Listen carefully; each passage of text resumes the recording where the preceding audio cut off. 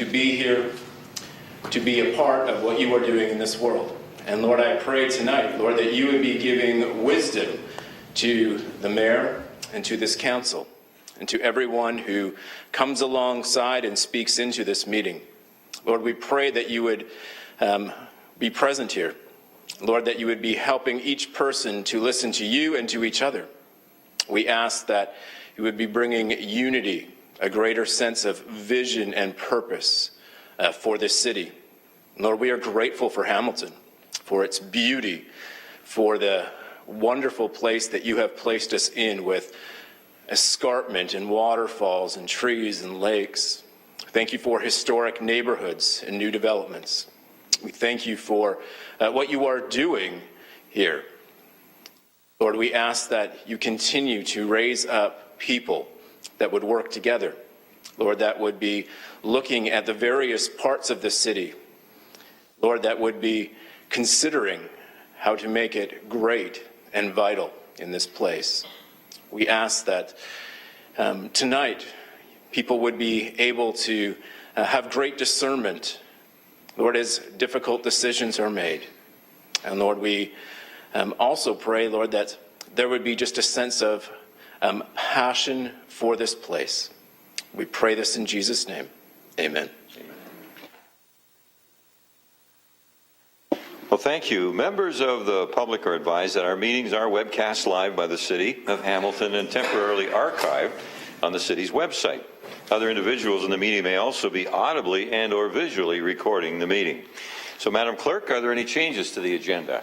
Thank you, Mr. Mayor. There is an amendment to communication item disposition for item 5.7.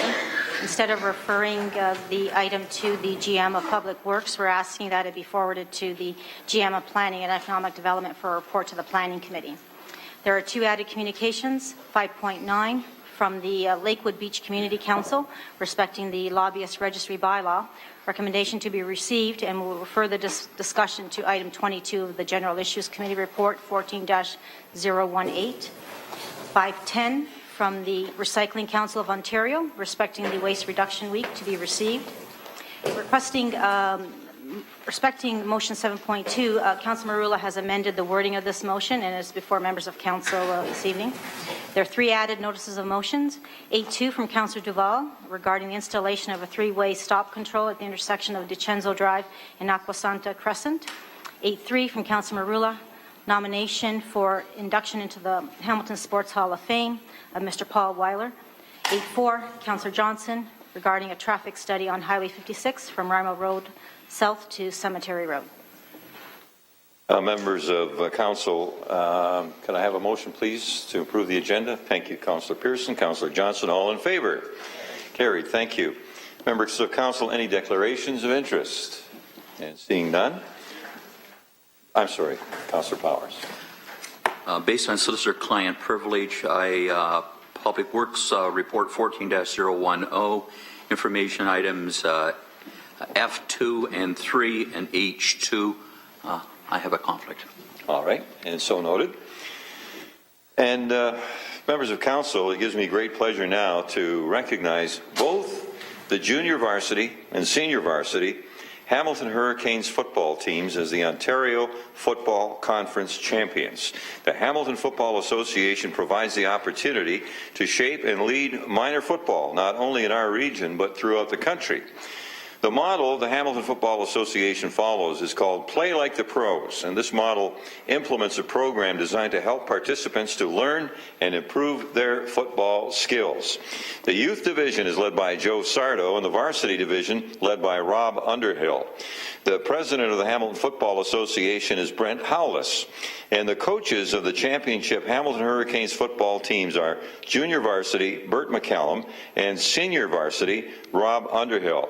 Now, I'm going to ask Bert, he'd like to say a few words to council, but I'm going to ask all the members of the teams to come down to the council chamber and stand behind me here. And would the members of the team please get up now and come on down?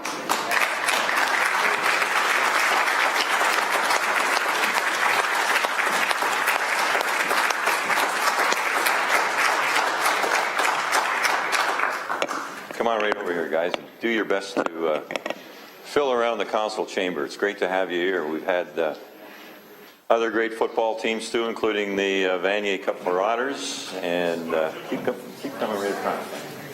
We're going to have a bit of a chore getting everybody in, but I think it's important that you take your place of honor in the council chamber. They'll need some more guys. Come on right across the front.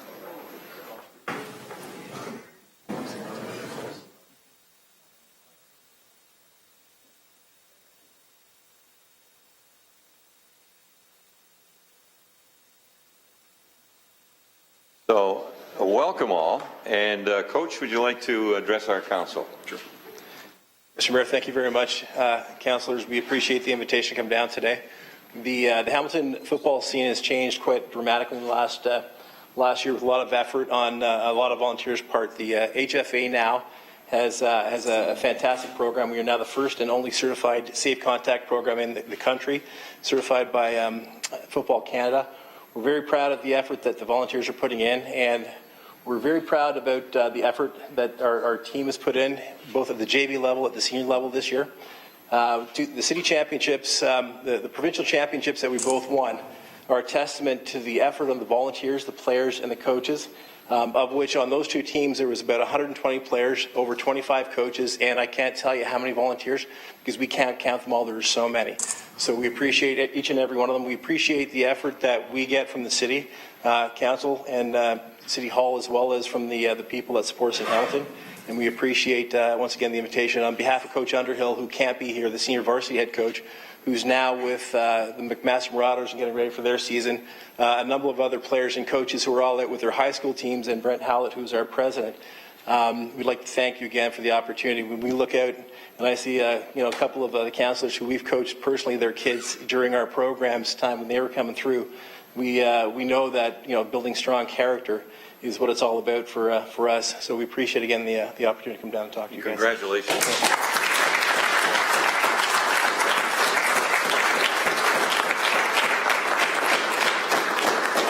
Get all the pictures? Have some new FIFA turf for you to play on too. Yes, Councilor Marula. Yes, thank you, Mr. Mayor. Just quickly, Milan Kosick, who's an alumni of the Hurricanes, and who I grew up with, a childhood friend, passed away this year. So it is fitting to mention Milan in his honor, and to congratulate you, the Hamilton Hurricanes, and everyone associated accordingly, because I knew Milan very well, and he was a heck of a football player, and he was my teammate. So I just wanted to mention that. Thank you. Thanks very much, and thanks once again. Ladies and gentlemen.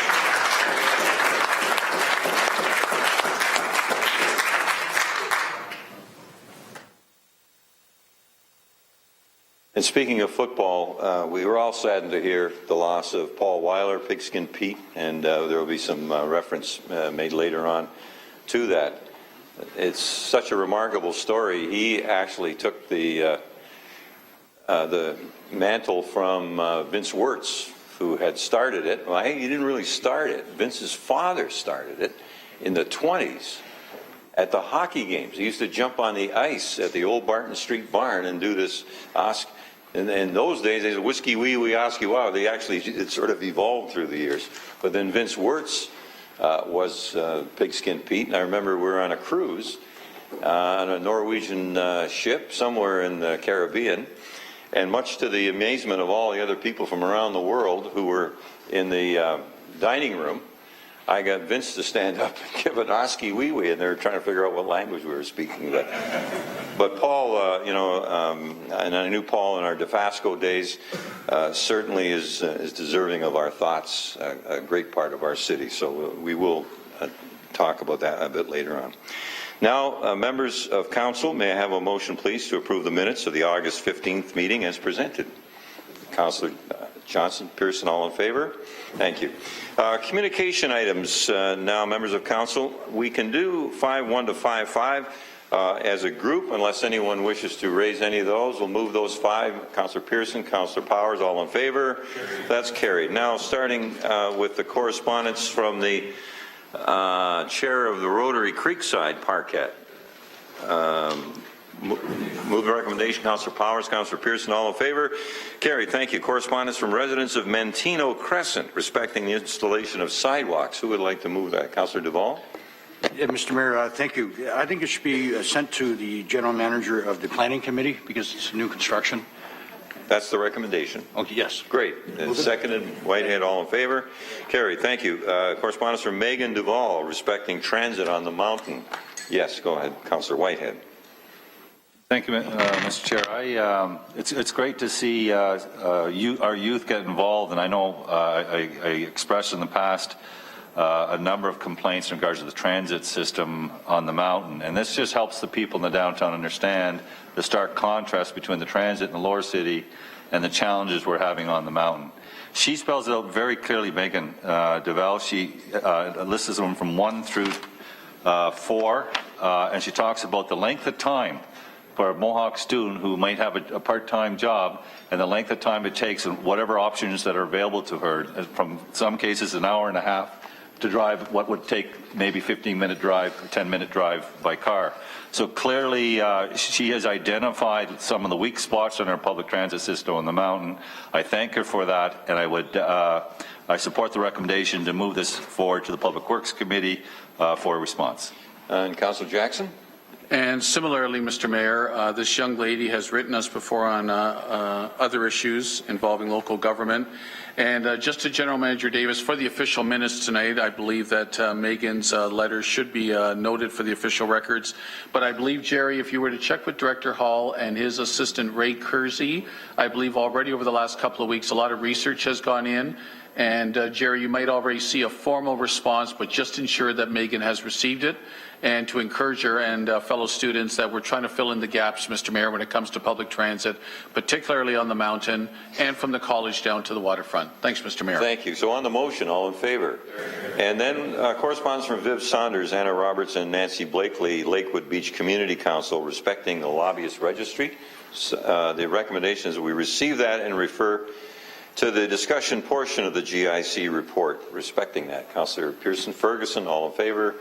Carried. Thank you. Councillor Whitehead, may I have a motion, please, to move in the committee of the whole for consideration of the committee reports? You certainly can, Mr. Mayor. Moved by myself, second by Councillor Duvall, that the Council Communications 5.1, hang on. I'm sorry. Sorry, Mr. Mayor, there's item 5.10 to be received. Oh, I'm sorry. Where did it go? That's correspondence from Joanne St. Goddard, Executive Director, Recycling Council, respecting Waste Education Week. Move to receive. Councillor Farr, Morrow, all in favor? Sorry about that. And that's carried. So, as I was saying, that the Council Communications 5.1 to 5.10 be approved as follows. all in favor? Turn the chair over now to the Deputy Mayor for the month of September.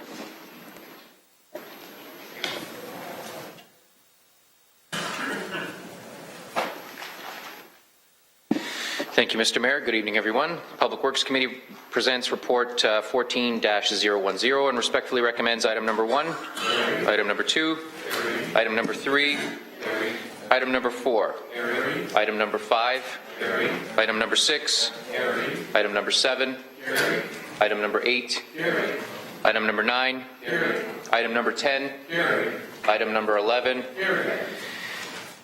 and I will need a motion on the report.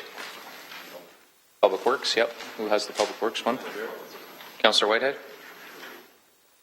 Thank you, Mr. Deputy Mayor. Moved by myself, second by Councillor Duvall, that the 10th report of the Public Works Committee be adopted and the information section received. All in favor? Thank you. The Planning Committee presents report 14-013 and respectfully recommends item number 1. Item number 2. Item number 3. 4. On item 4, Councillor Johnson. Yes, sir. I just want to thank my colleagues for their continued support in this. This is the application to amend the urban official plan for lands located at 899 Nebo Road to accept hazardous waste as a transfer facility. We've given the staff direction to continue on to help deny this at the OMB, and I just want to say thanks to the staff and also to Councillors Clark and Jackson for creating this list about the Red Hill Industrial Park, what can be allowed, what cannot be allowed. It gave the residents in the area a lot of comfort, and it's good to know that we're going to stick with that, stick to our guns and keep that list intact, and thank you very much for your time. Thank you for that. Item number 4. Item number 5. Item number 6. 7. 8. 9. 10. 11. and 12. Councillor Johnson, may I please have a motion on the report? Yes, you may. Moved by myself, seconded by Councillor Brad Clark, that the 13th report of the Planning Committee be adopted and the information section received. All those in favour? Thank you very much. The General Issues Committee presents report 14-018 and respectfully recommends item number 1, 2, 3, 4, 5, 6. On item 6. On item 6, Councillor Marula. item 6 is the Barton-Kenilworth Avenue Commercial Corridor Study, and I do want to take the opportunity to thank Councillors Farr, Morrow, but most importantly, former Councillor Morelli, who was the catalyst to this study, and who allowed me to even include Kenilworth in the proposition. For that, I want to publicly state that we are most appreciative of that initiative. We know that the Crown Point group or hub has been very active in this process, Tony Lima being the lead from my perspective, along with other residents, in ensuring that we set up a formula that is a grassroots perspective that is bottom up versus top down, which used to be the case. And I can recall, Mr. Chairman, as you can recall, a time when this type of approach would be called ward healing or parochial. Today, suddenly, it's earth-shattering and progressive. So I'm glad to see that we were ahead of our time back in the day, and know that now it's considered to be not only acceptable, but actually the way we should be governing, as opposed to being criticized for governing accordingly. And for that, I just want to congratulate all the members involved, and particularly the staff who in conjunction with council, were able to formulate these hubs, community hubs, in order to ensure that we remained parochial and we healed our wards accordingly. And I appreciate your time. Thank you, Councillor. I have no other speakers on item 6. On item 6. Carries. Thank you. 7, 8, 9, 10, 11, 12, 13, 14, 15, 16, 17, 18, 19. On item 19. Who was that? Councillor Pursuta, did you wish to speak on item 19? Yes, it's just a motion to receive on this one here. Okay. Anybody else on 19? Hearing none. All in favor? Item 20. On item 20, Mayor Bertina. I can't, Mr. Deputy Mayor, support this because the official position of council, as stated in a letter that I signed on your behalf last year, was that we impose a moratorium on school closings. 2 schools will be closed as a result of the agreement that we have here before us. If the new school is built, the 2 schools will be closed. And that letter was, I felt, quite important. And now we have a group of trustees who are coming in. We're losing several of the incumbent trustees.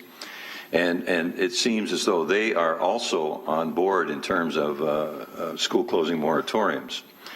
So I'm not sure whether we can, as a council, go against our own motion and direction, which went right to the Premier, with a letter from the Mayor's office on the direction of the council, that we oppose, we have a moratorium on any school closings until such time as there were neighborhood consultations and so on. And I'm not sure that the residents of the North End, Beasley, Corktown, Durand approve of closing a school in their ward. So that is my objection, that our position is that we are having a moratorium, or wish to have a moratorium on any school closings, and this allows the Board of Education to go ahead with closing 2 schools, Sir John A. Macdonald and Delta. Those are my comments, and I'll be recorded as opposed. Okay, I'll come back to you on that. On item 20, I have Councillors Morrow and Whitehead. Councillor Morrow, you're passing. Thank you. Councillor Whitehead. Thank you, Mr. Chair. I just want to ask, because I go through this and I see some great things in regards to furthering the city's needs in regards to the recreation centers. So can I just ask staff, is that the essence of this report is to facilitate a precinct. Is that correct? Through the chair, who'd like to answer that, Mr. Johnson?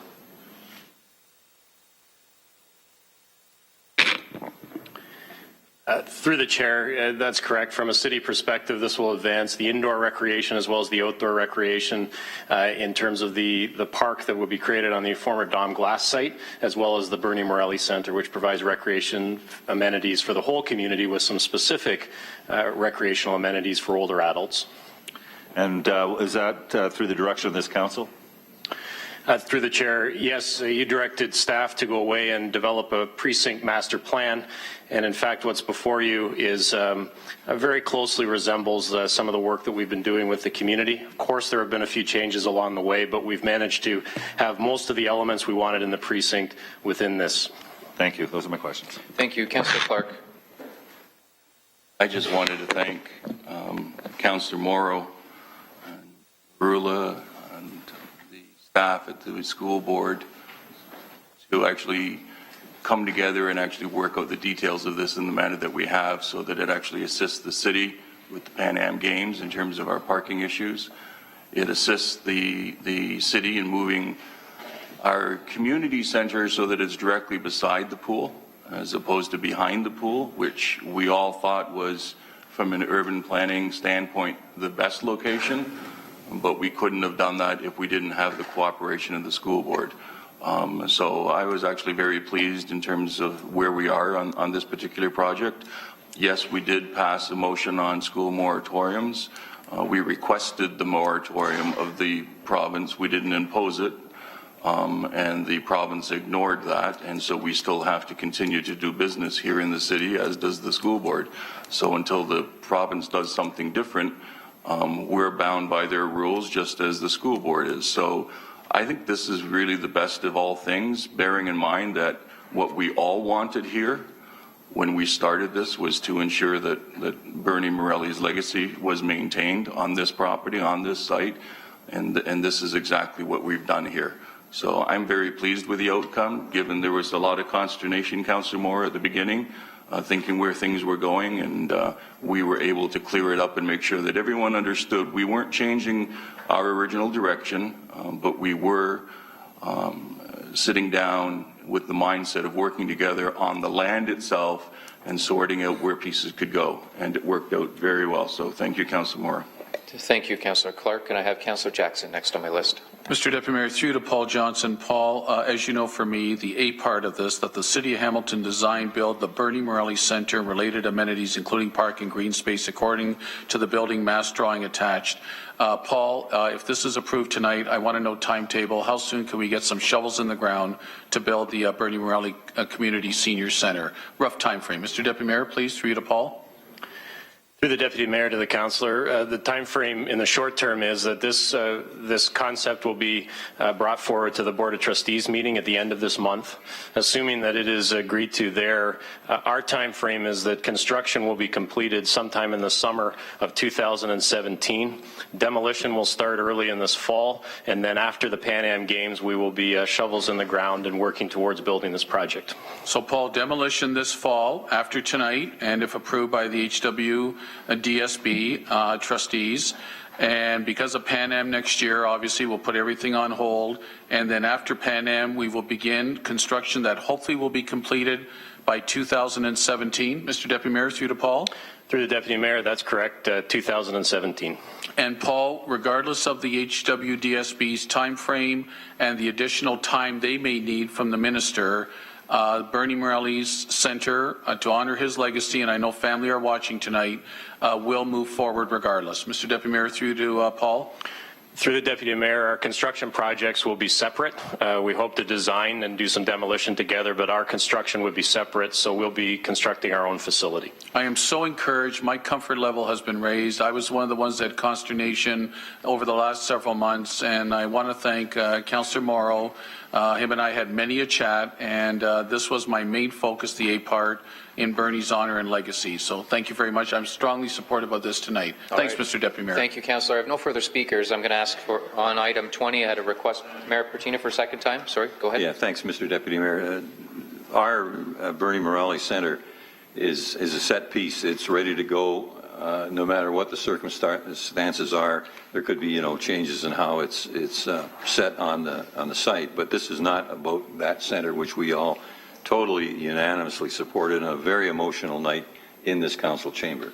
There are two things. One is the closing of 2 schools, which we are in favor of a moratorium on school closings. And the second one is I am not convinced that we are free from liability on the issue of the expropriation. So I will continue to be opposed to this. Thank you. Thanks for those comments. Point of clarity, Mr. Chairman. Sorry, go ahead. Mayor. I brought forward the motion regarding the moratorium on school closures. It had no correlation to this particular project, particularly Councilor Morelli's rec center. So it's nonsensical to suggest there is a correlation, and I'm asking for a standing recorded vote. Thank you. I will come back to that standing recorded vote request at this point in time. All those in favor, please stand.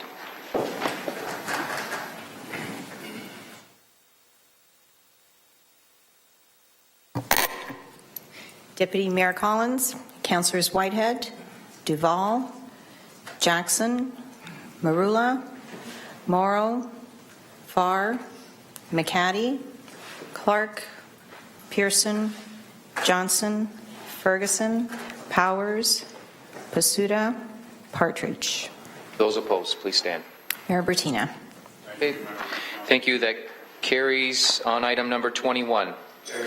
On item 21, Councillor Farr. Mr. Deputy Mayor, a moment to thank, of course, my colleagues and the mayor. And, of course, we recall, because it wasn't all too long ago, that we approached this application or being part of it or a partner to McMaster University as it relates to a downtown campus specifically with great haste, perhaps a little too much haste initially. However, I think we landed in a very good place and a wonderful conversation with many questions answered at our last GIC. So thank you to all of you, and as well thank you to our staff, and particularly I'd like to highlight Mike Kirkopoulos, who did a tremendous amount of work as we finished up the summer, all of it behind the scenes, and I'm glad I have the opportunity to acknowledge it publicly tonight. And of course, thank you to our good friends at our world-class institution, McMaster. I wish them the best of luck, and I think I speak for everybody here in their application for provincial capital dollars to fund the build of a downtown campus, expand this world-class institution, and I hope they fall in a similar ranking on this application as they currently stand in the national football rankings. Thank you. Thank you for that, Councillor Duval. Thanks, Mr. Deputy Mayor. I wasn't at the GSC meeting. I was at the FCM, and I just want to make sure if I'm reading this properly, if staff could help me, that we're approving here today is just to the two parties to work together to find a specific location, and if they do come to an agreement on a location, it would come back to council for approval of any lands, negotiation, or costs. Is that correct? I believe that's the case, but I'll confirm with Mr. Murray. Mr. Murray? Through you, Deputy Mayor, that's exactly right. Okay, fine. All right, I have no further speakers. On item 21. Item 22. Item 23. On item 22, Councillor Pasuda.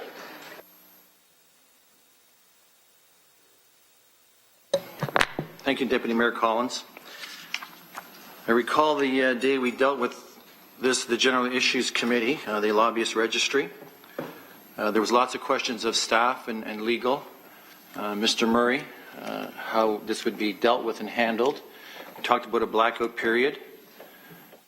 Talked about a whole lot of things. Some questions weren't answered thoroughly for me, and I think for some other members of our GIC committee. Not everybody was here in attendance to listen or to vote. Mr. Deputy Mayor, you know, I had great trouble with this, sitting here and going over it. Vote of standing recorded vote that was called. I stood. When I went back at the end of the day to my office, and I looked on the wall, and on the wall is a document in a frame. I took it out of the frame today, and I brought it here. And if I may, Mr. Deputy Mayor, it's a declaration of office.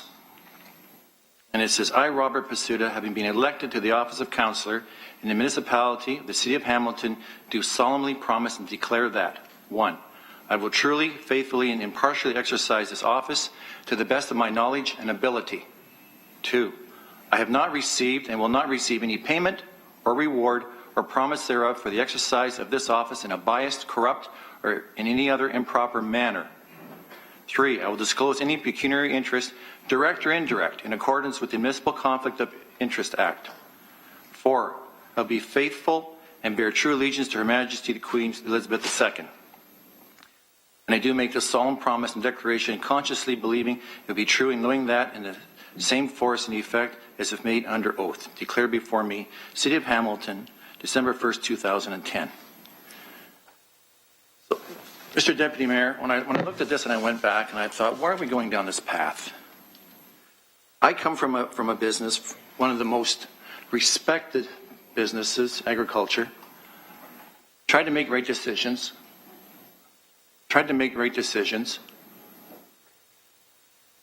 Did things right, taught my kids right.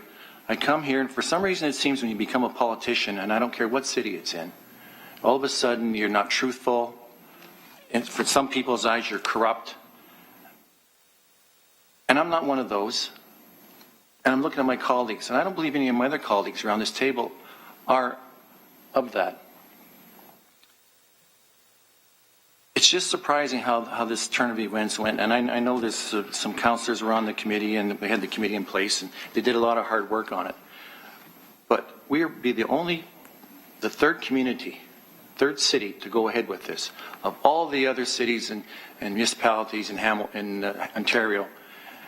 And I think it's scaring away, and take it as it is, but it's scaring away business. If we look outside of our municipality, if we look to Woodstock, look to London, look to Guelph, look to Milton, how much business is coming there? Do they have a lobbyist registry? No. Are they going to have one? I don't know. But I think it's sending a message. There's other places to go to do business. We have before us, and we have committees, planning committees.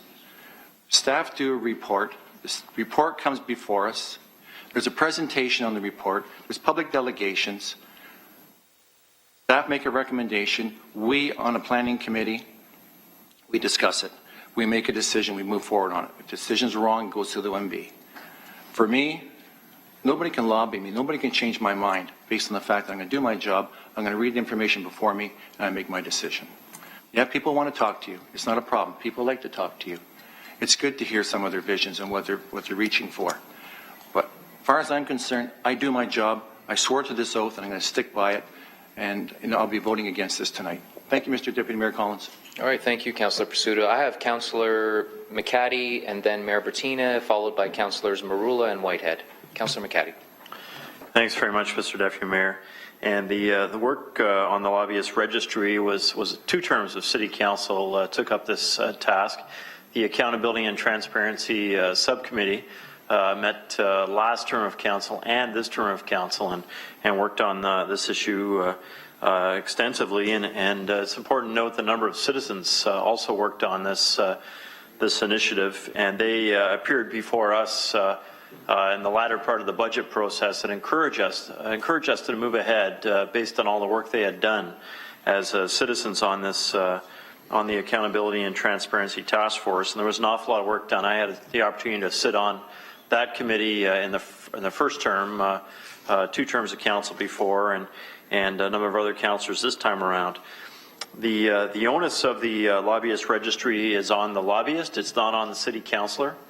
The direction is for them to register and to indicate that they're going to lobby on a particular topic area for a period of time, and they have to indicate which councillors or which general managers they're going to speak with during that period of time. And they only have to do that once per year. If they are staying with that same category through that period of time, if they change, they have to re-register and make changes accordingly. So it's really about accountability and transparency. It's about open government, and I think this is important to move ahead. We've had a long discussion about this. It's a 2-year review period that's been built in. Council's built into the bylaw. I think that's important because I think we'll learn from this bylaw how it works in Hamilton as compared to Ottawa, as compared to Toronto. We largely have the Ottawa bylaw model with some modifications, which we had some of that brought forward today in the Spectator.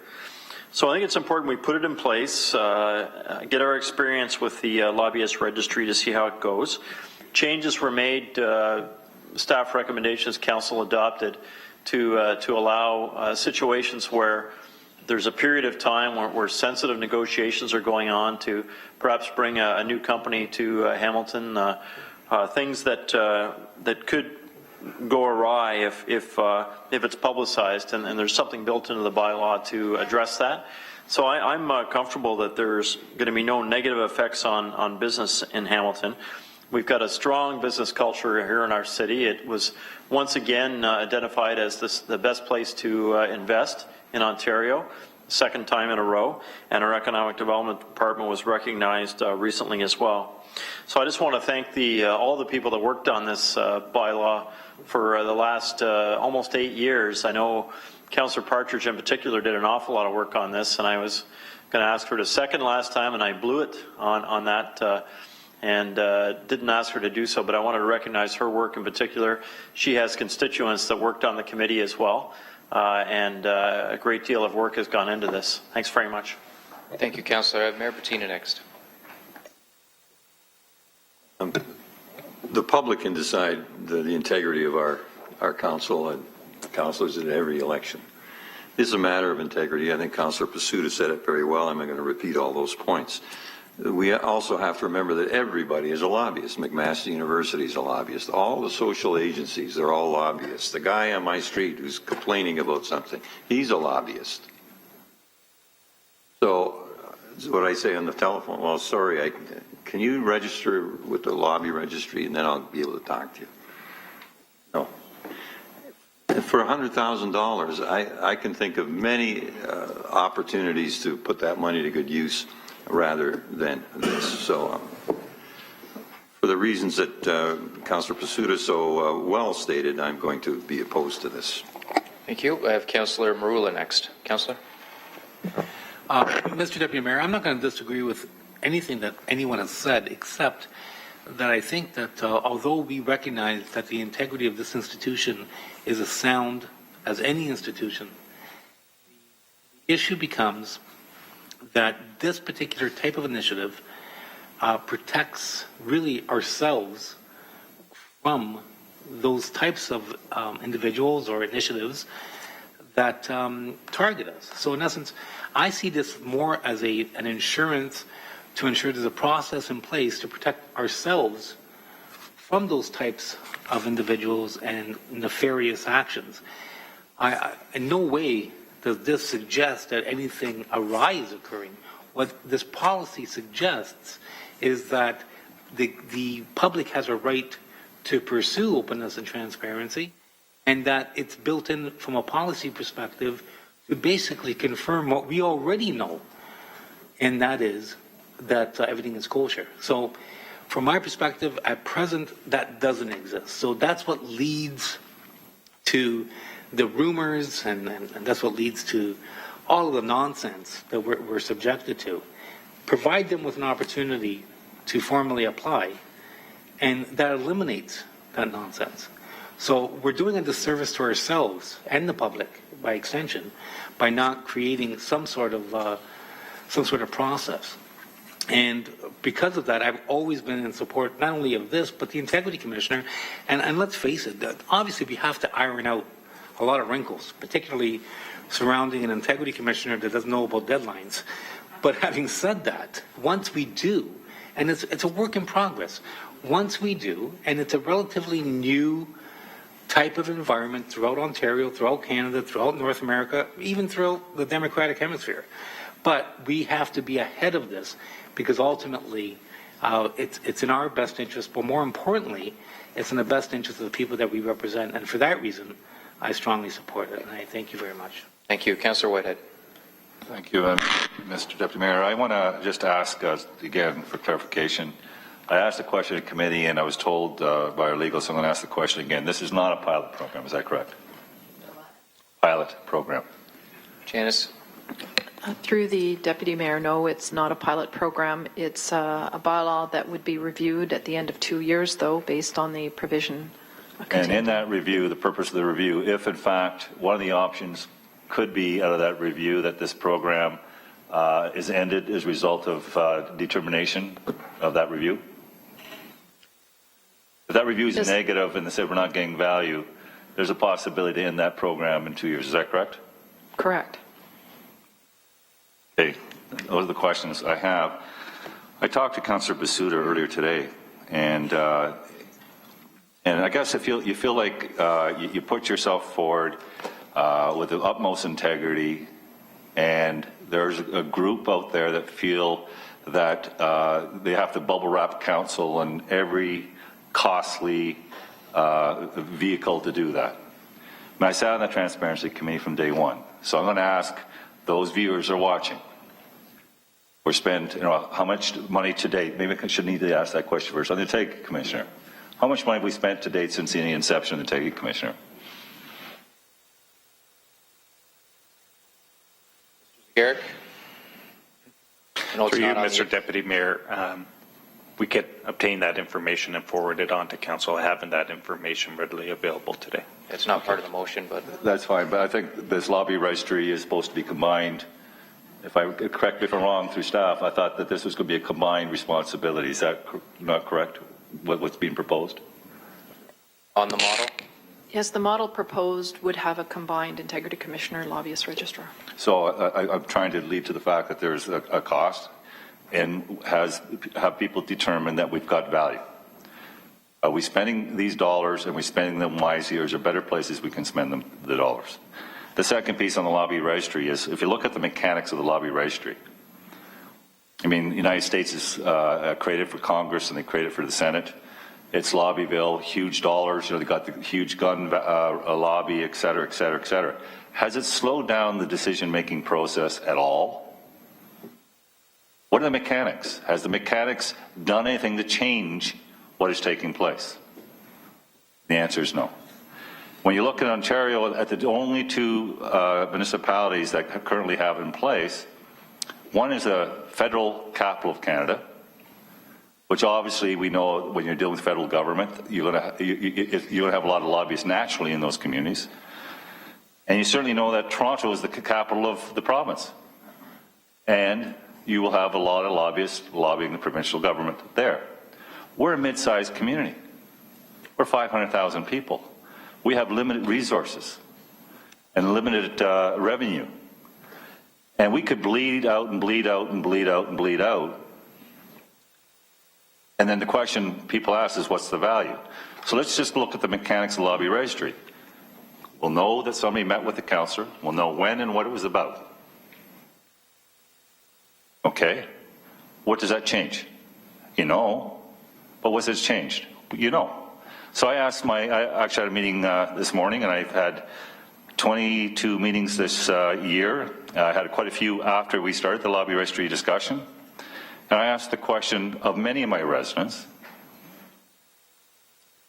do you believe that the lobby registry is good value? This is what it's supposed to do. And of course the answer was no. And I asked the question, are you concerned about the people I meet and discuss issues with? And the overwhelming response I received from my constituents is, we're going to decide if you should stay in your position every 4 years in an election based on the decisions you make. Based on the decisions you make. Their decisions aren't thoughtful and thought through. They're not explainable. They're going to hold me accountable. Next question I ask my constituency is, would you look at the lobby registry if it was available to you? If this comes online, will you be one of those people that will be checking it frequently to see who's meeting with who? And the answer was overwhelmingly no. So when I take all those issues, and I did at GIC vote to support it, and I'll make it clear, I was holding my nose. I felt that, well, I have an opportunity to test the registry, test it for 2 years. We heard that we can, in the review, make a decision based on value. And, the bus lanes I indicated I supported, not because it was one of those I held my nose as well, because I think it's incumbent upon us when new projects come forward to test to determine if the theses or your philosophy or your thoughts on those processes are realized through that term of period. So I thought, okay, I can treat this as a pilot because it's a 2-year review. We can put the performance matrix on it, determine what those performance measurements are, and then if and perhaps my concerns are realized, that we're not getting good value in 2 years, we can make the decision in this program. I can inform you tonight that after thinking it through, clearly I don't see value from the get-go. So I would suspect that I already predetermined the outcome of this process based on the comments I made earlier. So for those reasons, I will not be supporting the lobby registry. Okay, I have Councillor Clark next. Thank you, Mr. Deputy Mayor. Can I ask a question before I make some comments? It's a hypothetical question based on actually something that happened to me this past weekend. I was at the Teed barn dance, and I ran into a gentleman who does work for developers. And the question he asked, I didn't have an answer to.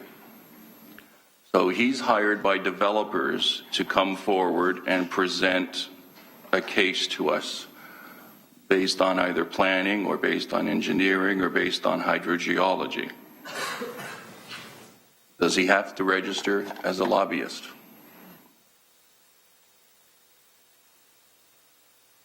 So through the Deputy Mayor, if the matter that he's speaking about to a public office holder relates to a matter that's going through a planning application or another application at the city, then the answer is no. If he is speaking to a public office holder with respect to some subject matter that is not a matter of a planning application or other type of matter, and those are all listed in the bylaw, then in all likelihood he would have to register as a lobbyist. And it's helpful because there's been lots of talk about what this lobbyist registry does and doesn't do. And it's not the strongest piece of legislation I've ever read. It pretty much says to lobbyists, if you're talking to a councillor at some point in a year about a project, then register. And it doesn't get into all the nitty-gritty details. It certainly isn't the Toronto model where you have to follow them to dinners and everything else and find out exactly what they've talked about, when they've talked about, why they talked about it, and all the interesting details. So this is realistically very similar to the Queen's Park model. It's a very simple lobbyist registry. It's not complex. Do we need it? Not until we actually have a problem. But when you need it, if you don't have it, then you really have a problem. That's a little bit redundant, but that's what it is. It's no different than our code of conduct. Our code of conduct we don't need until we have a councillor who didn't behave properly, and then we need a code of conduct. And if you don't have the code of conduct when that bad behavior occurs, then you're in a problem, because how do you deal with it? This is no different than everything else. The lobbyist registry that's designed, it's almost preventative, it's almost like a health protection concept. It's supposed to prevent the problem from happening. It provides the advice that you require. It provides the advice to the lobbyist. And if we educate the public about it, specifically the people who are the lobbyists, I don't think we're going to have any problems at all with it, because it is a relatively muted piece of legislation. Now, every bylaw that we have, and the city solicitor is here, and she'll tell you, they're not static. We all know that. We can change a bylaw anytime we want. If 6 months from now we find that there's something missing in this bylaw, or it's misworded wrong, we will bring in the change to fix that. If we find that it starts to cause a problem, and we need to fix it, tighten the language to make it clearer, to interpret it, we can do that. We can even write interpretation bulletins so that we can provide an interpretation bulletin in terms of how people are supposed to use the bylaw. We have all those authorities. This is the beginning of the Lobbyist Registry in Hamilton. 20 years from now, will it look the same? I doubt it. But at the moment, it's a simple document that explains the lobbyist's role and explains the details. I don't see anything here to oppose. I honestly don't. It starts the process, and we can fix it any time along the way if we start to see problems with it. So I'd encourage people to think of it that way. It's the beginning step, not the end. I have no further speakers on item 22. I'm going to call the question at this point in time. All those in favor, I have a request for a standing recorded vote. All those in favor of item 22, please stand. Deputy Mayor Collins, Councillors Duval, Jackson, Marula, Farr, McCaddy, Clark, Pearson, Johnson, Ferguson, Powers, and Partridge. Thank you. Those opposed, please stand. Mayor Bertina, Councillors Whitehead, Morrow, and Pasuda. Thank you. The item carries on item number 23. Mayor Bertina, I need a motion on the report, please. It's moved by myself and seconded by Councillor Judy Partridge that the 18th report of the General Issues Committee be adopted and the information section received. All those in favor? Councillor Partridge, on the report, moving in the report? I did 23. Yeah, no problem. That was moved and seconded. All those in favor on the receiving the report? Thank you very much. The Audit and Finance and Administration Committee presents report 14-007 and respectfully recommends item number 1, 2, 3, 4, item 5, 6, 7, 8, 9, 10, item 11, 12, 13, 14, item 15, 16. Councillor Powers, I need a motion on the report, please. Yes, sir. Moved by myself, seconded by Councillor Pasuda, that the 7th report of the Audit, Finance, and Administration Committee be adopted and the information section received. All those in favor? Carries. Thank you. The Emergency and Community Services Committee presents report 14-005 and respectfully recommends item number 1. 2. On number 2, Councillor Marula, go ahead. Mr. Deputy Mayor, I'm proud to announce that the Veterans Committee has decided to name William M. McCullough the honorary chair of the Hamilton Veterans Committee in recognition of his role in establishing the Hamilton Veterans Committee. And there was an initiative that I was proud to bring forward at that particular committee because having been born and raised in the city and watching council, I know it sounds neurotic, but since the age of about 9 or 10, every Tuesday night at that time, I recall vividly watching Bill McCullough, Councillor McCullough, or Alderman McCullough at that time, and Mayor Morrow, and particularly during my teenage years, and I can recall not only his engagement as a councillor, but particularly his involvement as a veteran. He served in the military, and if I'm not mistaken, I believe in the Navy, and he took a great deal of pride in that. So not only did he take pride in his role as an alderman, and I believe he served for well over 3 decades, but also that of his military experience. And I can recall quite vividly that he would wear his uniform at special ceremonies, which I was always very thrilled by seeing. Having said that, I'm glad that the Veterans Committee saw fit in honoring former Alderman McCullough as the honorary chair, and I'm also very pleased that he accepted the suggestion. And for that, I just want to thank you for your time. Thank you. Thank you, Councillor. Well said. On item number 2. Carries. Thank you. 3. Item 3. Councillor Pasuda. Thank you, Deputy Mayor Collins. And I couldn't get to Emergency Community Services Committee meeting, but I have ongoing discussions in my community over at Beverly and the community center, and they have the ice rink down, the concession stands. There's issues with the way it's being operated, timelines, product being there, and I have had discussions with staff. We're going to have discussions with some of the community members who have a desire to run it.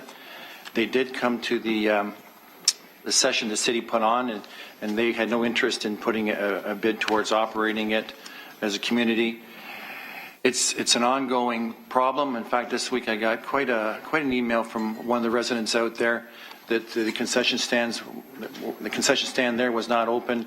I had to go down the road a long ways to a gas station to get a coffee because I don't have anything out there in Ward 14 that's close to the Beverly Community Center. And there's a need for that facility and the concession stand to be run properly and responsibly by the city or by the volunteers. They have a willingness to take it over and look after it. And of course, I know there's legal issues and contract issues and that, but at some point in time, we got to give it back to the community like it used to be. This is not proper the way it's being handled. So I just want to make that point, Mr. Deputy Mayor, and I'll leave it at that. Thank you. Thank you, Councillor. I have Councillor Farr next. As you know, and thank you for attending, Mr. Deputy Mayor, and for those who maybe did not and maybe just see tonight that we're receiving, as chair, I can assure council and those interested in seeing community involvement and volunteers running our concessions at our rec centers, the matter remains in staff's purview and staff's hands, and they assured us this at committee that we're going to continue to investigate the feasibility and work with members of council who wish to take part in making this so, and report back to future emergency community services accordingly. So it's not over yet. Thank you. Thank you for that. I have Councillors Partridge and Powers next on my list. Yes, thank you, Mr. Deputy Mayor. And as a member of Emergency and Community Services, I wanted to thank you for attending our meeting that day and for speaking about this issue. It is an ongoing issue, and as you rightly pointed out, the city does lose money, and we have volunteer service groups out in our rural communities and indeed in some of our urban areas who want to take over running sometimes their pro shops, but definitely the concession stands. And particularly at the new Twin Pad Arena in Waterdown, we've had issues. We have groups that are interested. They were invited to a meeting that was held on, over on Hamilton Mountain. And many of them, they won't drive over there because it takes them over an hour to get there, and that's one way. So they were interested, but we had one group in particular that wanted to put an application in, and the tender application was 102 pages. And I understand that we need to deal with risk management, we need to deal with our legal services, but come on, folks. We're not talking about taking over a huge restaurant here. We're talking about concession stands. So I was very pleased to move the motion and to have the report received, but to keep this on the outstanding business list to be dealt with. It's sent back to staff, and I believe the deadline we put on it was September 2015. So, and I thank our chair, Councillor Farr, with Emergency and Community Services, and for the committee's support of that. Thank you. Thank you, Councillor. Councillor Powers. I'm lucky in my ward because my facilities are operated in that, but not without frustration from the people that do it. Not only the city, the contractors who are required to fill out a lengthy application form and provide all kinds of securities. We're doing our best to ensure that there's no risk whatsoever from the city standpoint. Well, sometimes, ladies and gentlemen, you've got to take a gamble in order to provide the service that I think is deserving of the public, the people who rent our arenas, the people who use our parks, from whatever the standpoint. So I thank the committee for sending this thing back, and it's got to be a lot simpler. It's got to be a lot cheaper, and it's got to be a lot faster. Otherwise, we might as well just close down all our concessions and that, because we're going to put everybody out of business. Thank you, Councillor. I have Councillor Clark as the last speaker on my list at this point. Thank you. Just a couple questions, Mr. Deputy Mayor. Did I read correctly that we were requiring that anyone that was a part of the concession stand had to have food handling training? Through you, Mr. Chair, that's correct, because the people that would be operating the concession stand, they'd still be our concession stands and on our property. So in checking with risk management, that's the advice that we received, that people had to take food handling training, etc., to meet our liabilities. And is that the way we do it with church groups?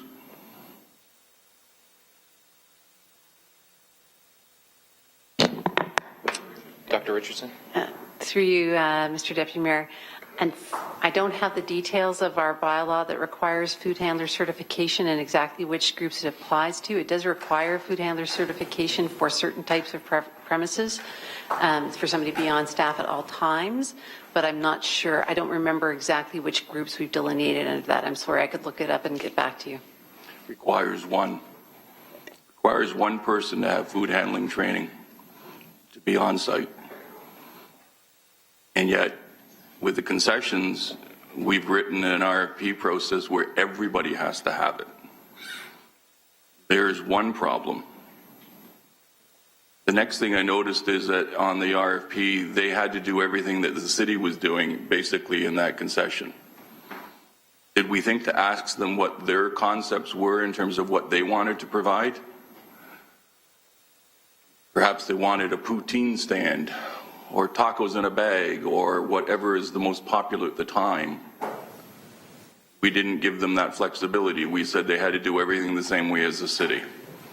My point, Mr. Deputy Mayor, is if we're truly going to have a community partnership for these types of concessions, then what you need to do is meet with them, find out what they're interested in, ask for requests for interest, tell them to come forward with what their proposal is. You might find some very interesting things. I know it happens right across the city every single day in every church, whether they're getting pierogies, cabbage rolls, chicken wings, ribs, roast beef dinners. The church groups are doing this every single day, every week.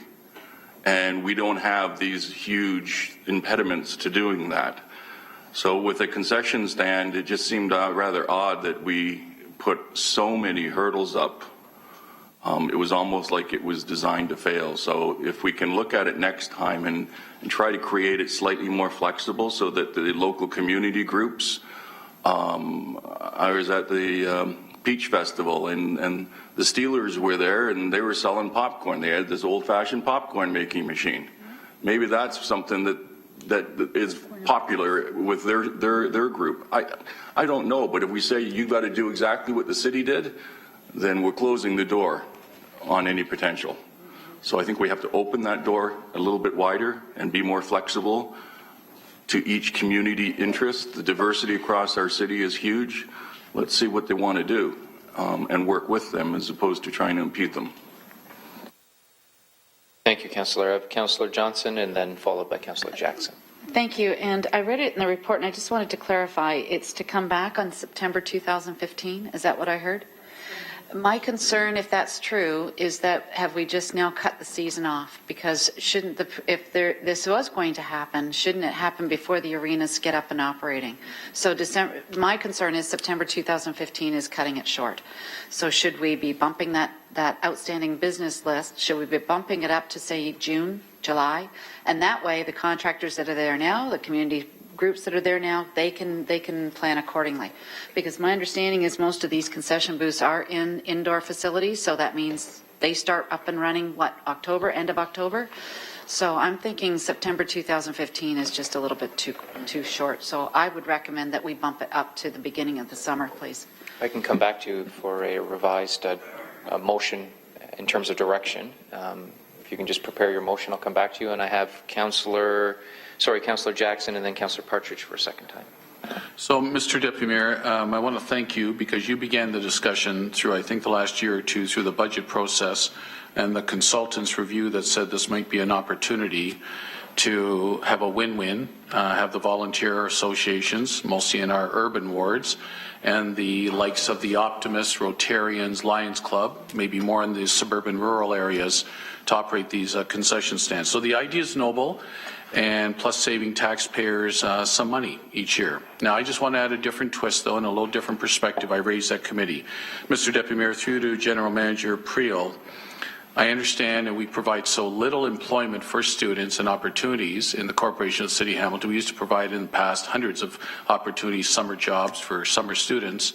But, you know, it's dwindled, and we provide so few now. So through you, Mr. Deputy Mayor, to Joanne, potentially, if we were to farm out these concessions to the volunteer groups, could that potentially impact student employment? Joanne? Through you, Mr. Deputy Chair, absolutely, because most of the people that we employ in this, they are all our students of one nature or another, post-secondary or high school students, and it is one of the significant entry points for people actually into the recreation division. Many of them start off in the snack bars or the basket checkers and work their way up. So thank you, Joanne. I just wanted, for the edification of my colleagues that were in that committee, I just think that's a different perspective to keep in mind wherever maybe the greater upside versus downside is of this, because student employment to pay for school, books, their futures down the road is incredibly important. We all were there many years ago, and so I just don't want to lose sight of that if we're providing less opportunity for student and future careers for some students that may want to make the city of Hamilton their full-time career down the road after graduating, I just think that should be part of the discussion as we move forward. Thanks, Mr. Deputy Mayor.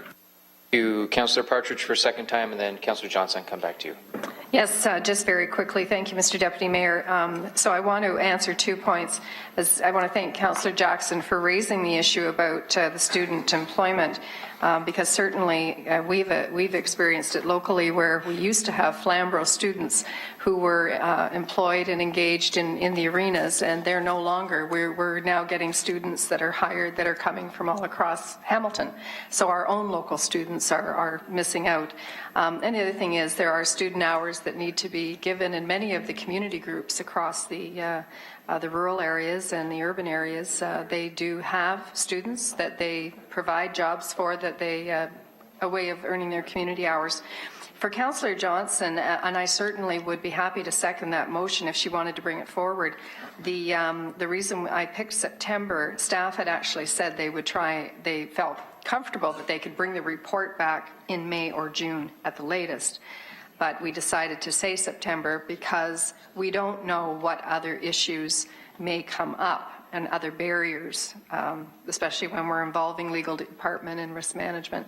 But I will leave it completely up to you. I would be happy to second it if you want to move it up a little bit. I have no problem with that. Thank you. Whitehead for a first time. Councillor Whitehead. Certainly agree with many of the comments around the table.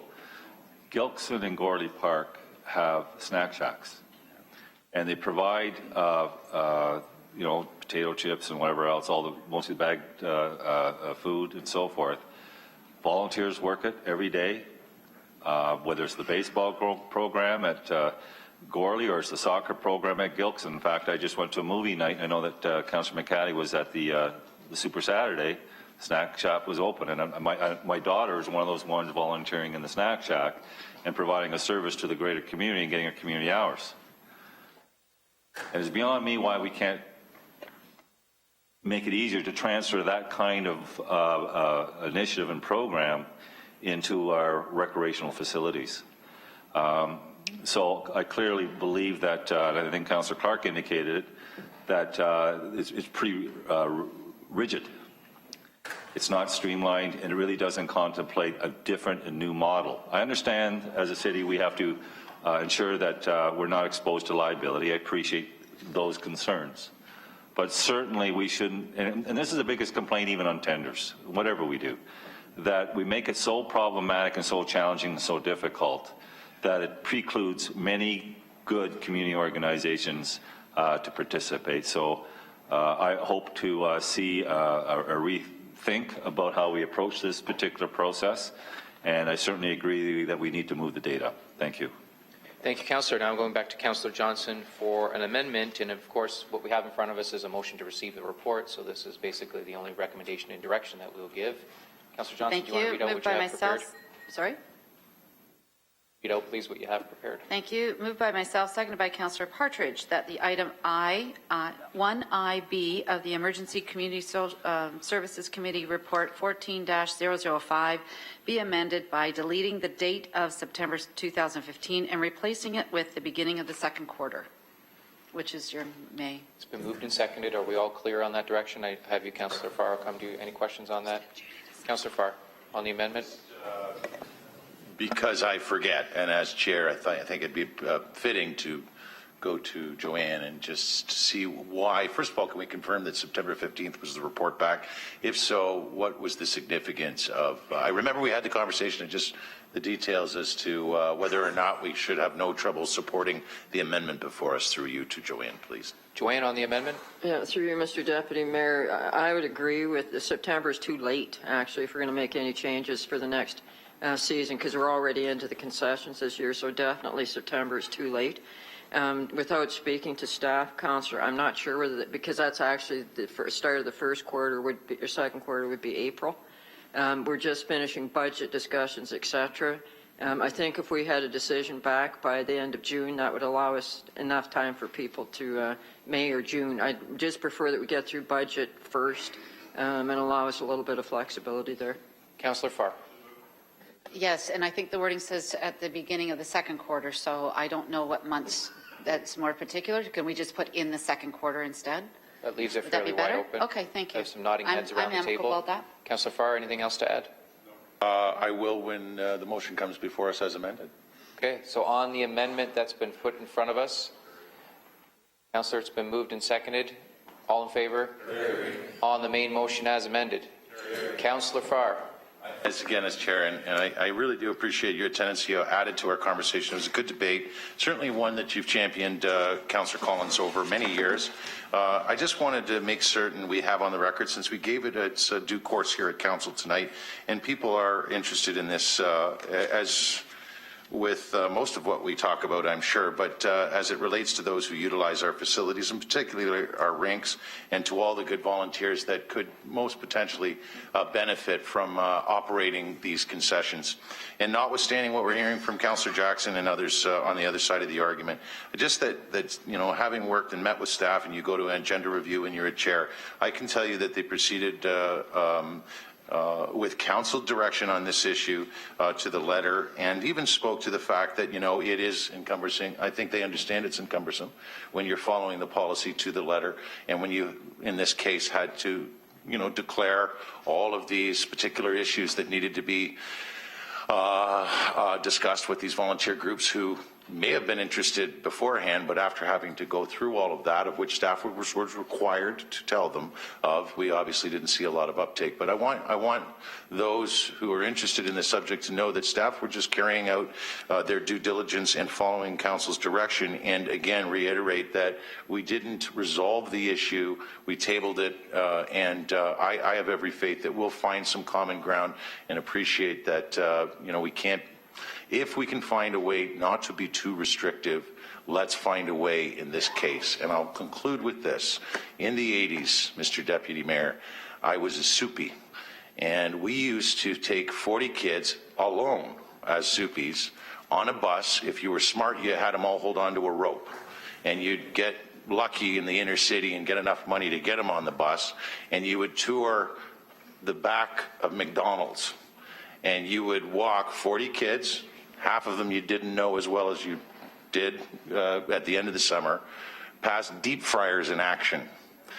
The city doesn't do that anymore. We did a lot of things back in the 80s that we didn't do anymore. In fact, my recollection is we probably only had 3 lawyers on staff, and now I think we have 3 floors of lawyers on staff. And there's a reason for that, and we're not alone in Hamilton. A lot of jurisdictions are going through it. So it just takes one little piece of grease to hit a bare arm, and all the world changes.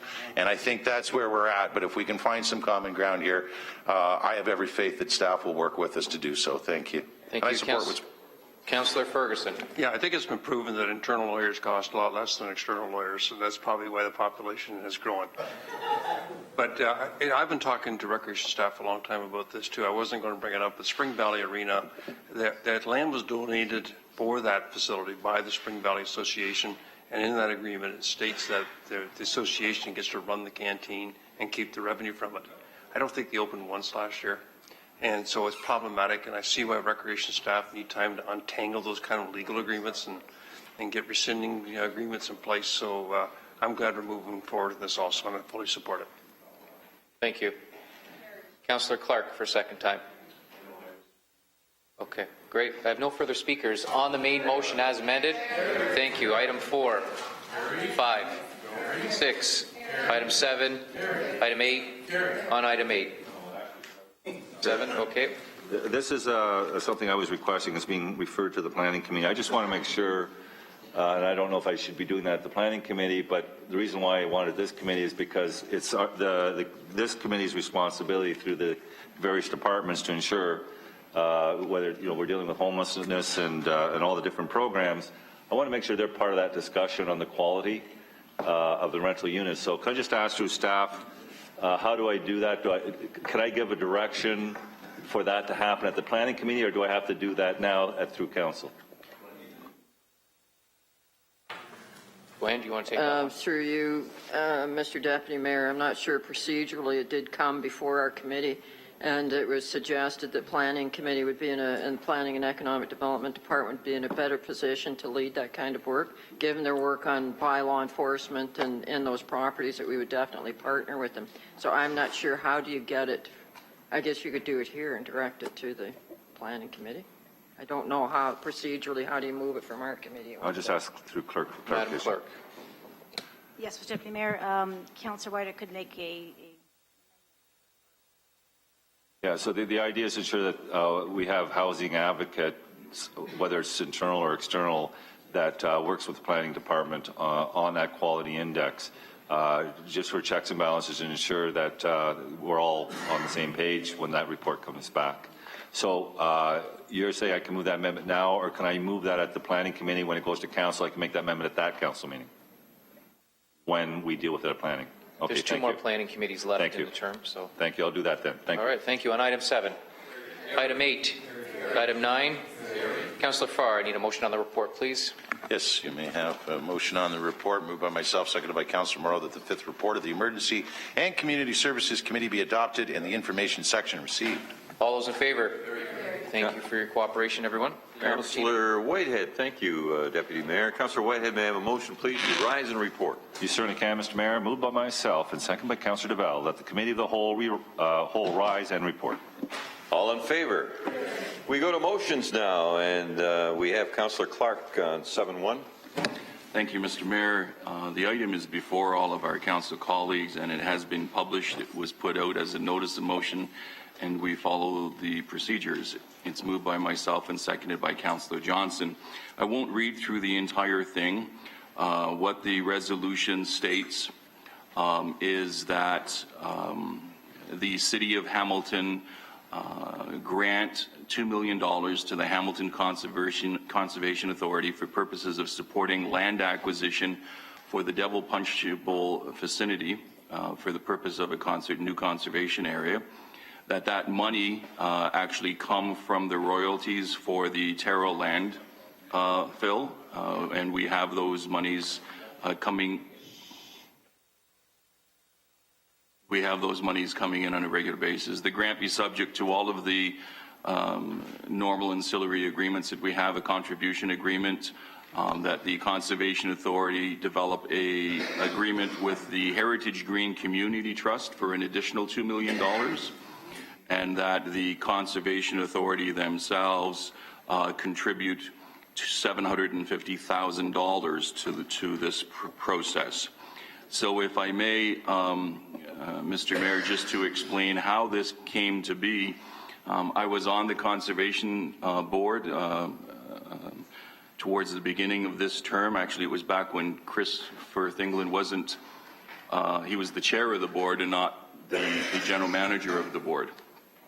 And we were musing at that time, there's that word again, we were musing at that time about really looking at the damage that was occurring at Devil's Punch Bowl every year. The flow rates at the Devil's Punch Bowl is really significant. If any of you want to see Mother Nature in her fury go out there in the middle of a thunderstorm, and it's really quite shocking how a dry stream bed can turn into something akin to Niagara Falls and shoot straight out into the Punch Bowl. And that water, of course, doesn't disappear when it gets to the bottom. It goes into the streams and begins to erode through Stony Creek and causes significant damages. And we have a lot of properties in Lower Stony Creek where they're losing land to the stream. Every significant storm, they lose a portion of the land at the back. So we talked about that, and then it would have been, I think, I'd have to look to Chair McCaddy. It would have been about a year and a half ago. I think we started talking earnestly about looking at how we could make this happen. And so the Conservation Authority had a dream of building a new conservation area by the Devil's Punch Bowl with a naturalized wetland that would be man-made with walkouts onto the boardwalks out into the wetland itself. It would hold the water back and release the water on a regular basis at a regular flow rate, as opposed to the big ebbs and tides. So I invited Chris to the Heritage Green Community Trust, which is a trust fund that's set up in Upper Stony Creek for the benefit of the residents around the landfill. And we looked at a contribution from them, and they were incredibly ecstatic and eager to participate. This would be the second conservation area that they helped to create. They created the Aramosa Karst Conservation Area. So this conservation area, at that very first meeting, they were willing to agree to $2 million. It was just a question of how we were going to put it together. Next, I had to meet with Mr. Zagarek because he's our money guy and he follows the Terra royalties, and the Terra royalties is how we're going to fund this, so it doesn't come from taxpayers. So there's no taxpayer money in this. And we receive on average between $477,000 a year and $874,000 a year over the past 5 years in royalties, depending on the economy. The royalties, Mr. Mayor, is $1 per ton of waste that goes into the landfill. And that came about because of the work of Councillor Pearson and her colleagues back when we were battling the landfill. This is what they had negotiated at the time. So we now have an agreement in place. They are ready to draft an agreement with the Conservation Authority for their money. Ours would be $2 million over 5 years, so we're not giving the money all at once. It's over a 5-year period. It enables the Conservation Authority to begin land assembly and begin the process of developing a new conservation area. I would be remiss if I didn't thank my council colleagues who sit on the Conservation Authority, especially Chair McCaddy, who's been very supportive on this, but also Councillor Collins and Councillor Johnson, Councillor Pursuta, and Councillor Jackson. I went to actually Councillor Collins the first time. He was the first person I spoke to about looking at the money. He saw that this was a unique way of actually helping to stop us from paying significant costs to preserve the land at the bottom end. If we don't do something about the flooding, obviously we have to pay cost at the bottom for erosion control.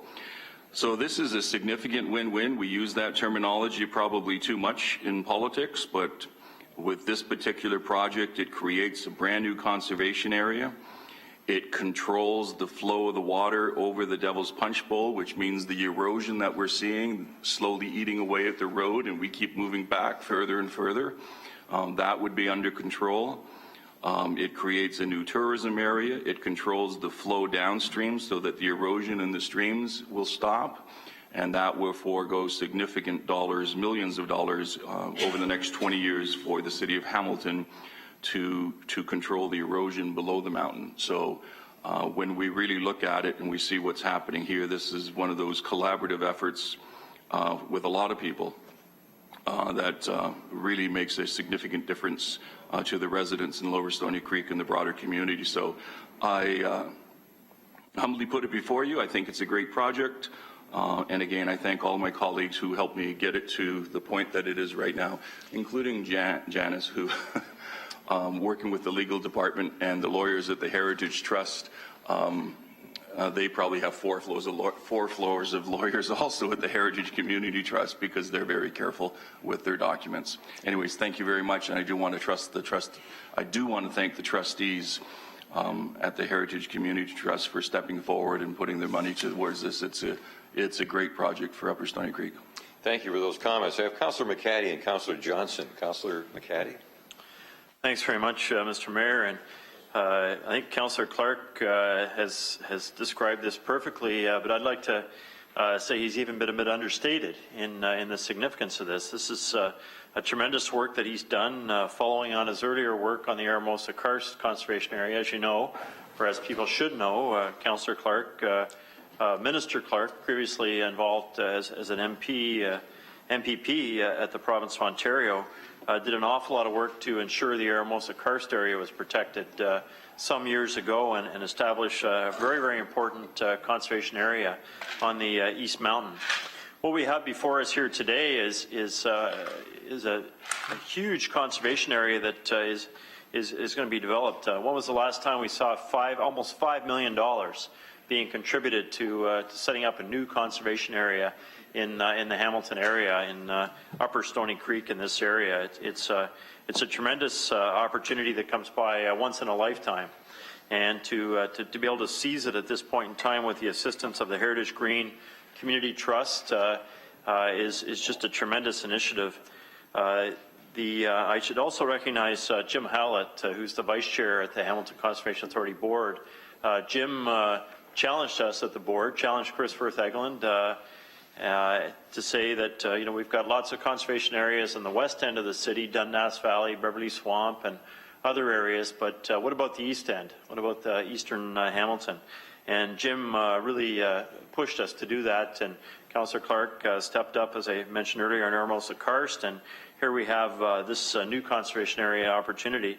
It's also important, and Councillor Clark touched on this with the water flows.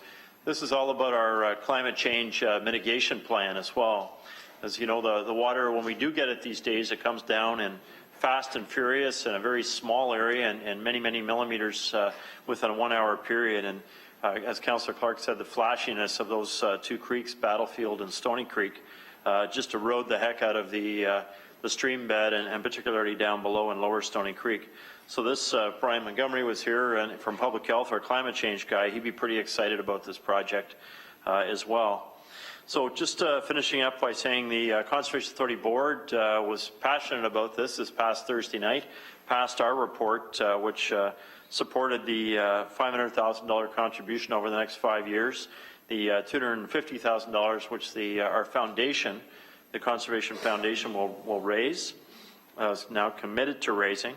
And we can't wait to get started, to start looking for the land and looking for wetland opportunities. And this is a banner evening today, Mr. Mayor, and thanks again to everybody involved, particularly Councillor Clark. Thanks. Thank you. Councillor Johnson.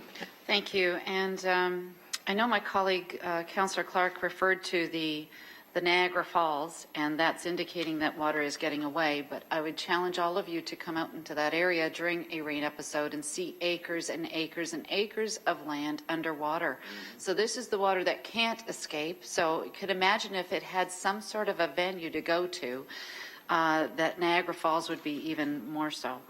So, and in these acres and acres of land that's underwater, you will see homes that are built there, because back in the day before flood mapping was done and created, it was okay to build a house just anywhere as long as you owned the property. Mm-hmm. So now I have residents who literally have water come into their garages, and as the water is retreating, all the contents of that garage is coming out with it. That's how forceful the water can be.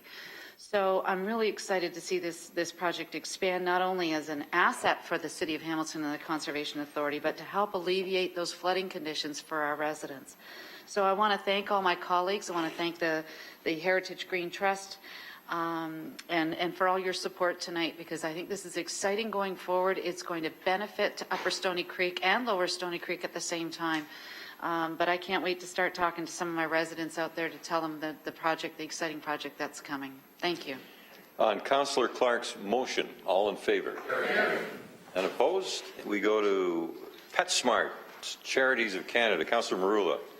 Thank you, Mr. Mayor. And it's moved by myself and seconded by Councillor McCaddy, whereas the City of Toronto accepted a grant from PetSmart Charities of Canada for the purchase of a mobile Spay, a neuter clinic vehicle with the necessary medical equipment to start a mobile spay neuter program, whereas the City of Hamilton Animal Services has an excess of animals in the shelter and humanely euthanizes unwanted animals, and whereas the City of Hamilton Animal Services does not currently have a spay neuter clinic or mobile spay neuter clinic, therefore be it resolved that the staff be directed to discuss the feasibility with the Hamilton Burlington Society of the Prevention of Cruelty to Animals to develop a community plan to reduce the companion animal population and investigate grant opportunities from PetSmart Charities of Canada for accessible and affordable spay-neuter services.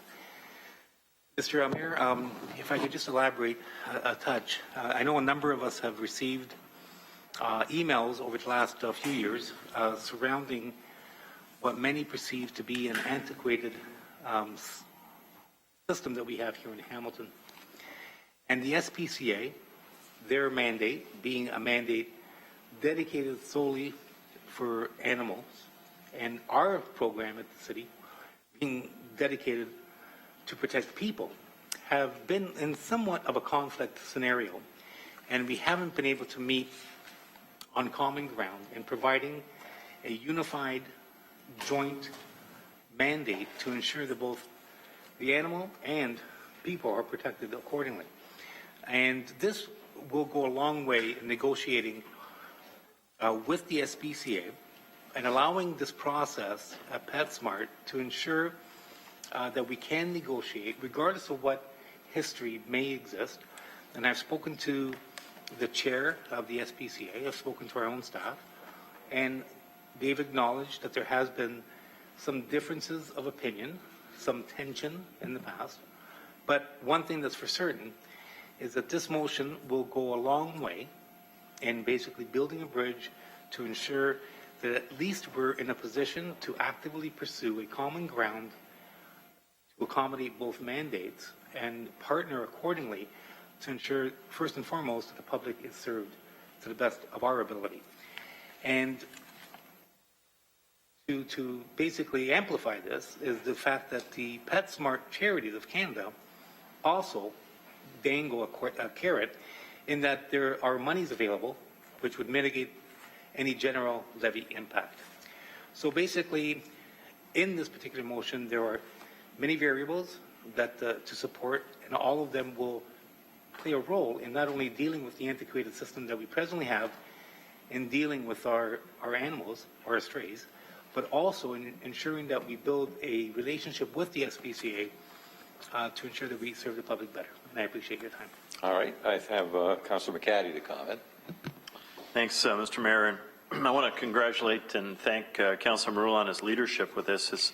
This is an issue that has been with us for some time. And the mobile spay-neuter program that's being talked about here, to have a vehicle that moves around is tremendously important. It speaks about the low-cost aspect as well. It needs to be an affordable program. And the accessibility is particularly key to this, as our current program is offered up out of the SPCA office beside us and Animal Services, which is at Dartnell Road, which is some distance from other parts of the city, particularly the lower city, where we do have a significant cat population that's out of control.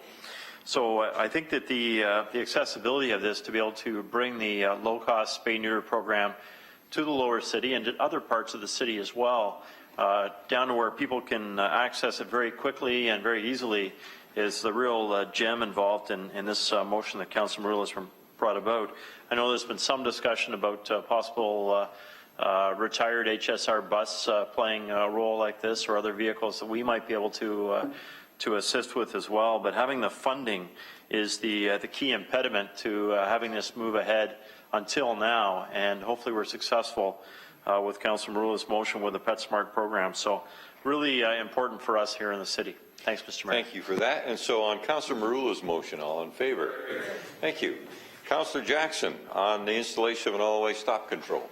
Mr. Mayor, I know you care a lot about the East Mountains, so with that in mind, I would like to move, seconded by Ward 7 Councillor Scott DeVell, the installation of an all-way stop control at the intersection of Queensdale and East 36.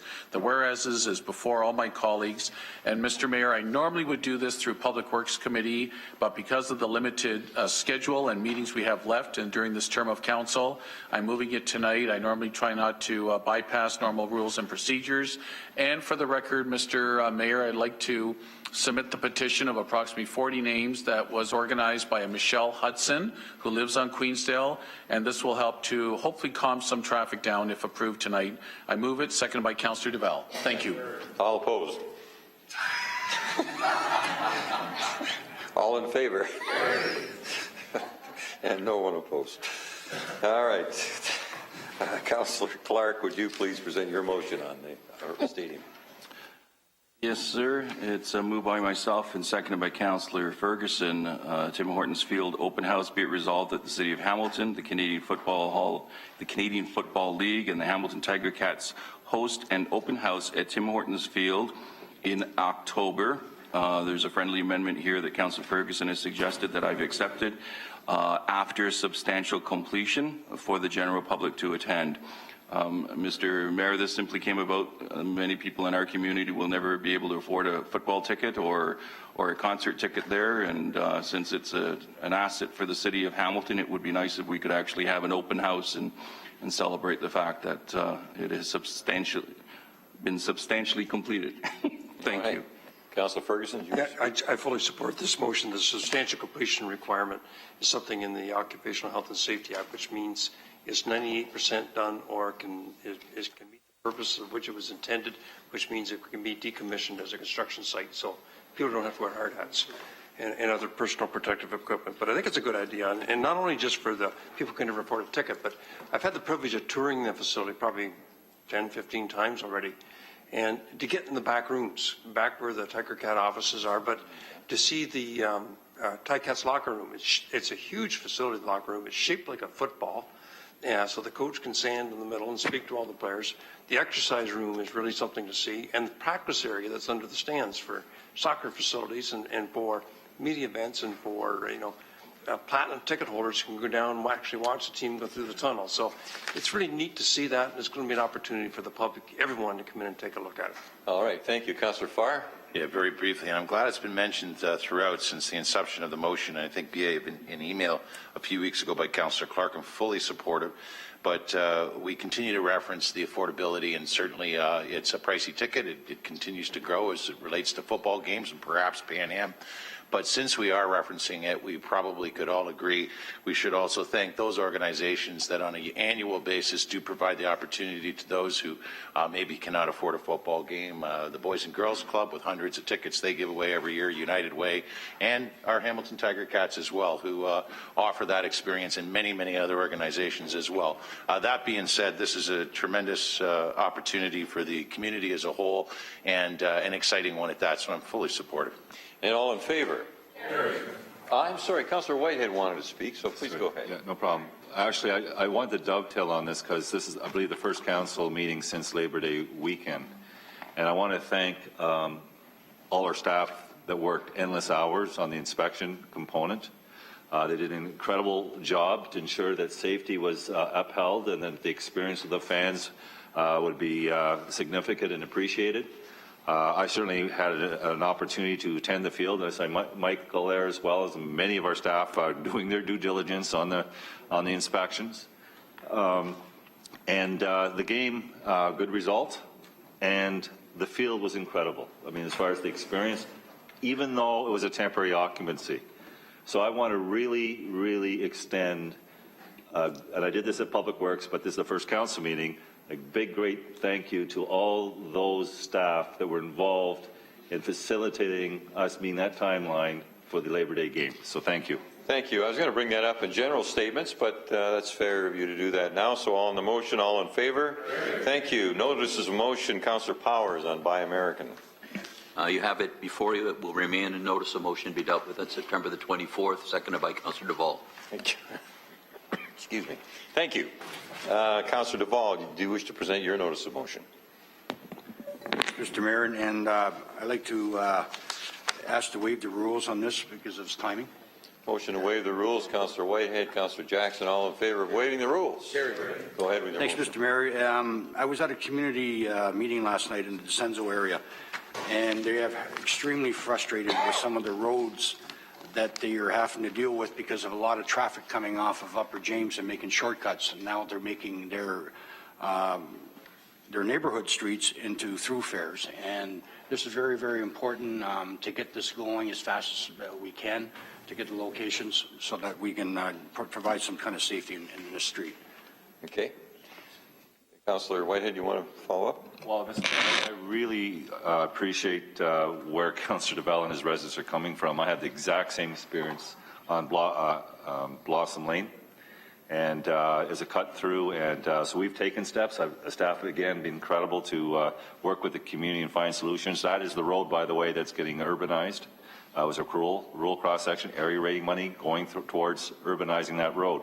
But certainly the issue was a cut through for those neighborhoods. And so I wholly support what Councillor DeBell is putting forward. And all in favor? Thank you. Councillor Marula. Thank you, Mr. Mayor. I have a notice of motion that's moved by myself and seconded by Councillor Collins, a nomination for induction into the Hamilton Sports Hall of Fame, Mr. Paul Weiler, a.k.a. Pigskin Pete. A, that Hamilton City Council submit Mr. Paul Weiler, a.k.a. Pigskin Pete, for a nomination for the Hamilton Sports Hall of Fame, and B, that the name be added to the Wall of Fame at Tim Hortons Stadium. Okay, that stands the notice of motion. No further notices. I'm going to ask Councillor Morrow to speak first on our general statements. I'm sorry, did you have sorry, sir, there is one in front of you. It's 8.4. It's a notice of motion that I submitted. I'm sorry, I don't. This is about the Highway 56. Go ahead. It's a notice of motion, and this is, I was at a meeting this morning, actually, and most of the staff that are around the table actually live in the area, so they were all shaking their head yes. This is Highway 56 is the main thoroughfare between Bimbrook Village and Elfrida, and it's a one-lane each way major highway. It's a notice. And it's a notice, so Please it's going to read stay your as notice of motion. Can I read it? Okay, thank you. That's all you do. Whereas 56 in Bimbrook from Rymal Road to Cemetery Road is the only major north-south truck route built to rule standards with only one northbound and one southbound lane of traffic with gravel shoulders and large ditches, no curbs, sidewalks, or bike lanes. And whereas the village of Bimbrook is growing at a much faster rate than expected, with approximately 3,000 homes built to date and approximately another 2,000 units expected to be built in the near future, and has noticeably increasing traffic volumes at an annual basis. And whereas that it's difficult to cross Highway 56 on the east-west direction and virtually impossible for most agricultural vehicles to cross safely. And whereas the police and traffic are aware of the number of collisions on this section of Highway 56, including fatalities. And whereas residents of Bimbrook want to bike or walk safely from Bimbrook to the commercial areas of Elfrida and are unable to, given the unsafe pedestrian walking and biking conditions. And whereas the city is currently in the process of urbanizing Highway 56 from Cemetery Road south to the southern limits to the urban boundary of the village Bimbrook. So therefore, let it be resolved that the staff be directed to complete a traffic study to be done on Highway 56 from Rymal Road south to Cemetery Road, and that this study address both vehicular, bicycle, and pedestrian traffic needs, and report back to Public Works Committee with their findings and recommendations, and that they be directed to investigate viable options for widening or upgrading Highway 56 from Rymal Road south to Cemetery Road to accommodate current and future projected growth needs. So that's staying as a notice of motion, and bring it forward to the next council meeting, please. Thank you. Did I hear another notice of motion? A question? I know it's a notice of motion. The question is it Norfolk or is it Niagara that's beyond the city limit going towards? Well, we can discuss that later. Okay, that's And it's only to the village of Bimbrook. It's not beyond. So anything That's south it. of Thank village you. of Bimbrook. And now we go to statements, and one of the few powers that I have as mayor is starting to go around where we're going to start. And we're going to start with former Mayor Morrow right now on an important matter. Well, thank you. And before I forget, I wanted to thank the council for the vote on the Scott Park block, 10 a.m. precinct. I think it'll be good for Ward 3 and good for other situations that have perhaps been opened up a bit in terms of relationships. So thank you very much. And I appreciate this. TV Ontario, TVO, is doing what they call a giver show in Powell Park, which is right about the middle of Ward 3. And thanks to city staff and neighborhood people and children in the community, we're doing a park makeover. Started today, goes through till Friday. and it's filmed by Sinking Ship Entertainment and will be aired on TVO. They are replacing playground equipment, doing a mural on the building and painting the basketball court. In addition to that, the city and Parks and Rec are adding additional playground equipment, clearing ground for a pollinator patch, replacing some fencing, painting the surface of the pool area, and the concrete posts around the park.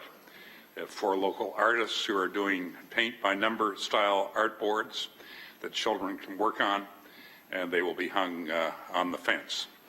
A great number of volunteers have already been put together, and more are required. City staff apparently have been very helpful and much appreciated. And as I mentioned, we are talking 3 shifts over 3 days. And on Friday, there'll be a celebration of barbecue after the ribbon cutting, which I believe you, Mr. Mayor, are taking part in, and around 5 or 6 o'clock. So it is really it's province-wide and beyond, and I thought warranted a little bit of attention, and it's very special for the people of my ward. Thank you. Thank you very much. Now, I'm going to take the privilege back to myself and ask Jason Thorne to comment on a very remarkable story for our Economic Development Department. I think you all know it already, but Jason, could you please fill us in on the recent accolades? Yes, thank you, Mr. Mayor. Yes, I'm very pleased to report that Site Selection Magazine, which is an international publication based out of Atlanta, Georgia, that companies around the world use when they're looking at where to set up business, where to move their businesses, where to set up shop, has once again, this is for the 5th consecutive year, named Hamilton's Economic Development Team as one of Canada's top 10 economic development groups. So the team led by Neil Everson, that's 5 consecutive years, which is a pretty unprecedented run for a municipality.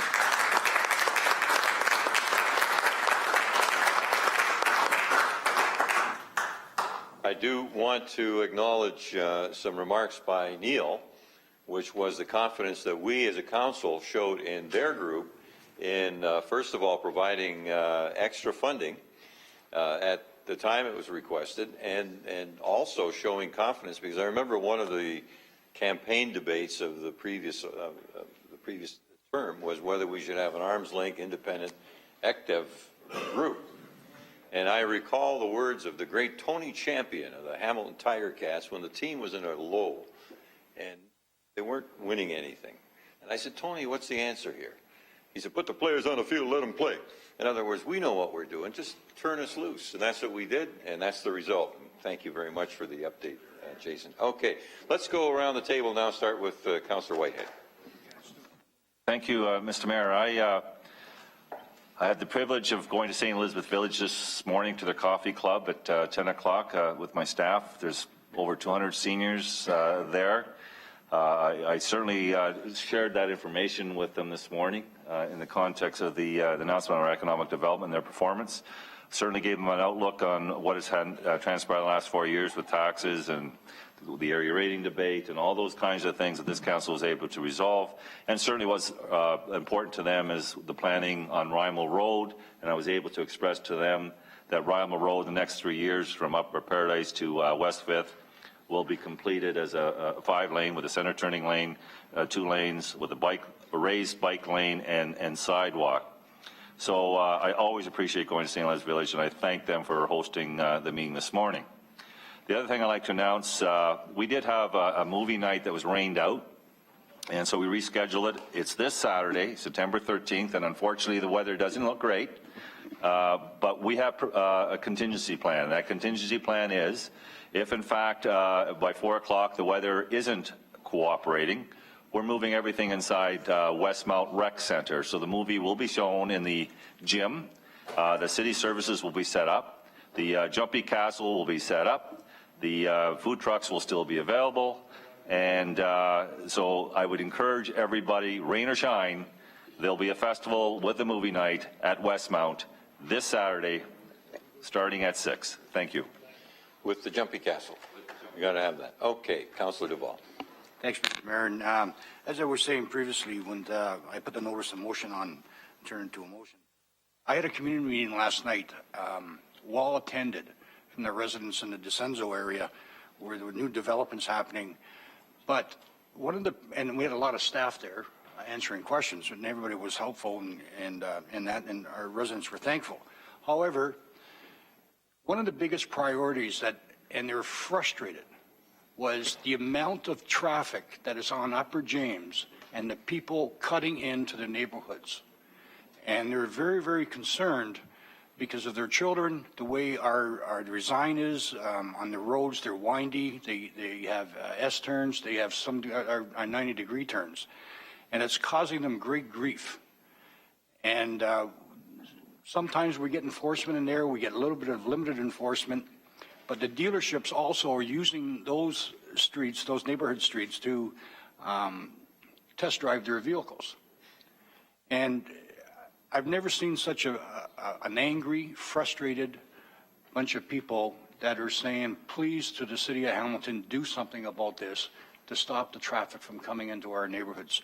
So I want to, for the viewers out there, and for Jerry Davis, I want to work with his staff. We got to find out some solutions, whether it's going to be speed bumps are going to be mandatory on those roads. We have to do something to slow the traffic down. Because it's just a matter of an accident waiting to happen, and I thank God, I pray that it's not going to until we get some proper barriers in. But we really have to make this a priority up in, not just in my side of the Upper James, but also on Councillor Whitehead's, because it's just happening too much for people to make the shortcuts because of the high volume of traffic that's being caused in Upper James. Thanks very much. Thank you. And Councillor Jackson. Mr. Mayor, a few quick announcements. This being Festitalia Month, two great dinners coming up. A week tonight, September 17th, Wednesday at Carmen's, is the Abruzzese dinner.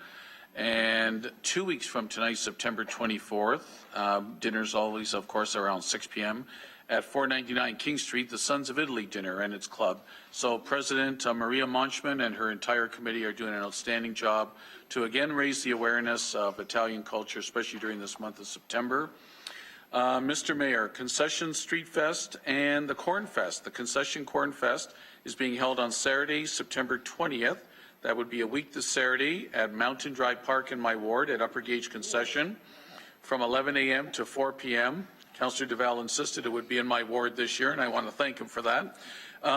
Thanks to Doris Sanchez, to Doris Sanchez, Faye Gracely, and their entire committee. Come out to support the BIA Concession Corn Fest on September 20th. Mr. Mayor, Temple Mead Sports Day on Sunday, September 14th, this Sunday at 2 p.m. at Temple Mead Park. 300 kids have benefited from the program run by Rick and Brenda Allison and their committee. Congratulations on another successful year of soccer play for kids at Temple Mead Sports Day.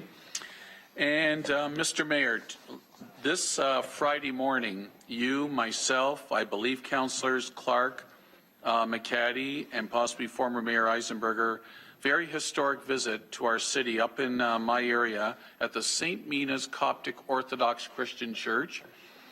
Pope Tawadros II, a historic visit by the Pope of the Coptic Orthodox Christian Church across the world, is visiting our city this Friday morning from 8:30 to 10 a.m. at Glover Road in Rymal. That's the beautiful church that has the golden dome on it. It's been there about 5 years now. And this city council, through city staff, helped to get all the permits approved several years ago to have this glorious church, this landmark built on the East Mountain. And I encourage others to come out and meet this Pope, the prestigious visit. And later in the afternoon, he'll be going to Ottawa to visit with Prime Minister Stephen Harper. And Mr. Mayor, I know it was said at a committee a couple of weeks ago, but I just want to say at the last council meeting tonight for Bill Farkas, our manager of real estate, I hope General Manager Jason Thorne will pass on to him. I'm going to be there, drop in tomorrow night. I know many of my colleagues probably will, at Schlante's in downtown Hamilton here from 5 o'clock on. Nice retirement party for Bill Farkas. Just a terrific bureaucrat, just a terrific administrator, manager of real estate, always available. Always one of those type of employees and managers, Mr. Mayor, as we all know, who try to find a way to deliver and get things done on behalf of community, council, and when the opportunity just wouldn't present itself, working in concert to ensure that at this table, the matter would get approved and hopefully provide for whatever was needed for our community and for many of our citizens, especially with regards to school closures that could be so contentious and properties that came up for sale. So I'm going to miss him personally and politically, and I just wish Bill all the very best and a healthy, happy retirement for many years to come. Thanks, Mr. Mayor. Thank you, and I'll see you at the Coptic Church event, but I need to be back at the clerk's office before 2 o'clock on Friday, so you understand that. Thank you.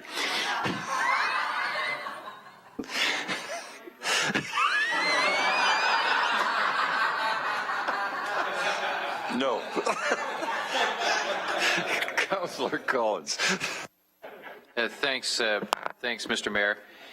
And I just want to announce tomorrow we have an annual event that takes place every fall. It's the Riverdale Fall Fest. It's essentially a very large neighborhood party. There will be lots of service providers there. Tomorrow, Thursday, September 11th, from 4 to 6 p.m. at the Riverdale Recreation Center. Lots of free food, lots of ice cream for the kids, and everyone who lives in or is around the Riverdale area tomorrow is invited to attend. Always a good time, and lots of information about things that are going on in the neighborhood. Great, thank you. Councillor Marula. Thank you, Mr. Mayor. Just quickly, tomorrow we'll be having my quarterly community meeting at St. Helens Center in the McMaster neighborhood. The major issue on the agenda is related to the City Motor Hotel, which is forthcoming on the 16th of this month. So I look forward to the continued input from the community, and I look forward to it coming to fruition. I appreciate your time. All right. Councillor Farr. Supercrawl weekend, as everyone I'm sure knows, begins Friday and runs through the weekend on James Street North, Mr. Mayor. On September the 14th, this Sunday, I believe for the season, it's the final of a very successful first-time annual event, the Village Station Bazaar. This Sunday, International Village at Ferguson Station. That's from 11 till 4, and over 25 local vendors. Great if you could support the vendors there and the merchants of International Village. 2 events, finally. September 20th, 4th annual movie night in Durand Park. Very popular. They welcome lots of neighborhoods, not only their own. You bring a lawn chair, a blanket, watch the Lego movie outdoors, under the stars, and popcorn, coffee, Timbits. That's all comp. Thanks to the good people of the DNA. Reardon's going to be there too with his hot dog cart and selling dogs, sausages, veggie dogs, pop, chips. Rain date Saturday, September 27th. So everything is awesome. And to all the moms and dads who've seen that movie 100 times now, you know what that reference is all about. September 20th, James Street Passports Prizes is on. This was a first-time event about a year ago. Too bad about the weather because it was a great concept and they're bringing it back, all the merchants on James Street South, September 20th. They open their doors, friends, family, residents, anybody and everybody from across the city for delicious treats, beverages, demos. Great company while you browse all the great shops and restaurants on James South. And you collect stamps with your passport that you get complimentary along the way.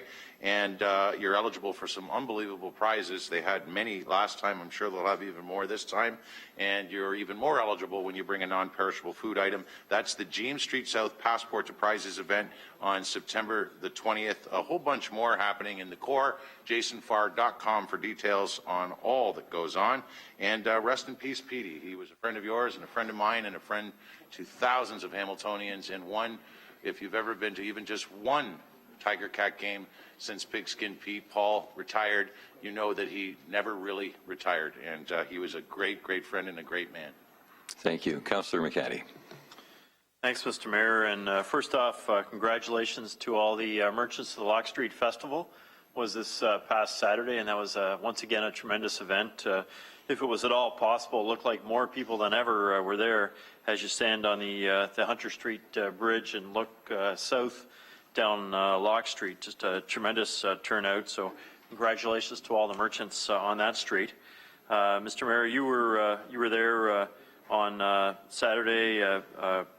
Former Ward 2 councillor Vince Agro, now a novelist and a book writer, had an event for his second book, Grace's Kitchen. You may say more about that because that was a great event down at the waterfront, and Councillor Jackson was there as well to welcome Vince and congratulate him on his second book. It's nice to know there's life after politics. Should some of us have to partake in other occupations, always good to know. I'll leave that open. Thirdly, one of the really moving events I was at this past weekend. A young woman, a remarkable young woman by the name of Danielle Berman, who has an organization called Right Away Stigma, Mr. Mayor. You've been involved in some of her events, and as you know, she lost her father to suicide, mental health situation, and she's just taken up the charge in a very difficult situation to raise awareness about the importance of all of us understanding the fact that mental health is amongst all of us. It touches many of our families, many of our friends, and the idea of it being a stigma, having a stigma attached to it. And she's addressing that head on. She's a woman in her mid-20s, and of course what she did to raise awareness was to fly out to Vancouver with her bicycle and ride all the way back to Hamilton, arriving back at the Dundas Driving Park this weekend. So it was remarkable to see her, very moving to see her ride in with a whole group of cyclists, Hamilton police leading the way on their motorcycles. And she's an amazing woman, yet another amazing person from Hamilton. And the last item I have here, Mr. Mayor, is just to congratulate one of our fabulous industries here in Hamilton, their 50th anniversary. That's 15th anniversary. Cargo started their life as Steel Care in the Longwood Road and Aberdeen area. And an amazing entrepreneur. Many of us have got to know him over the years, Demetrius Safaridis.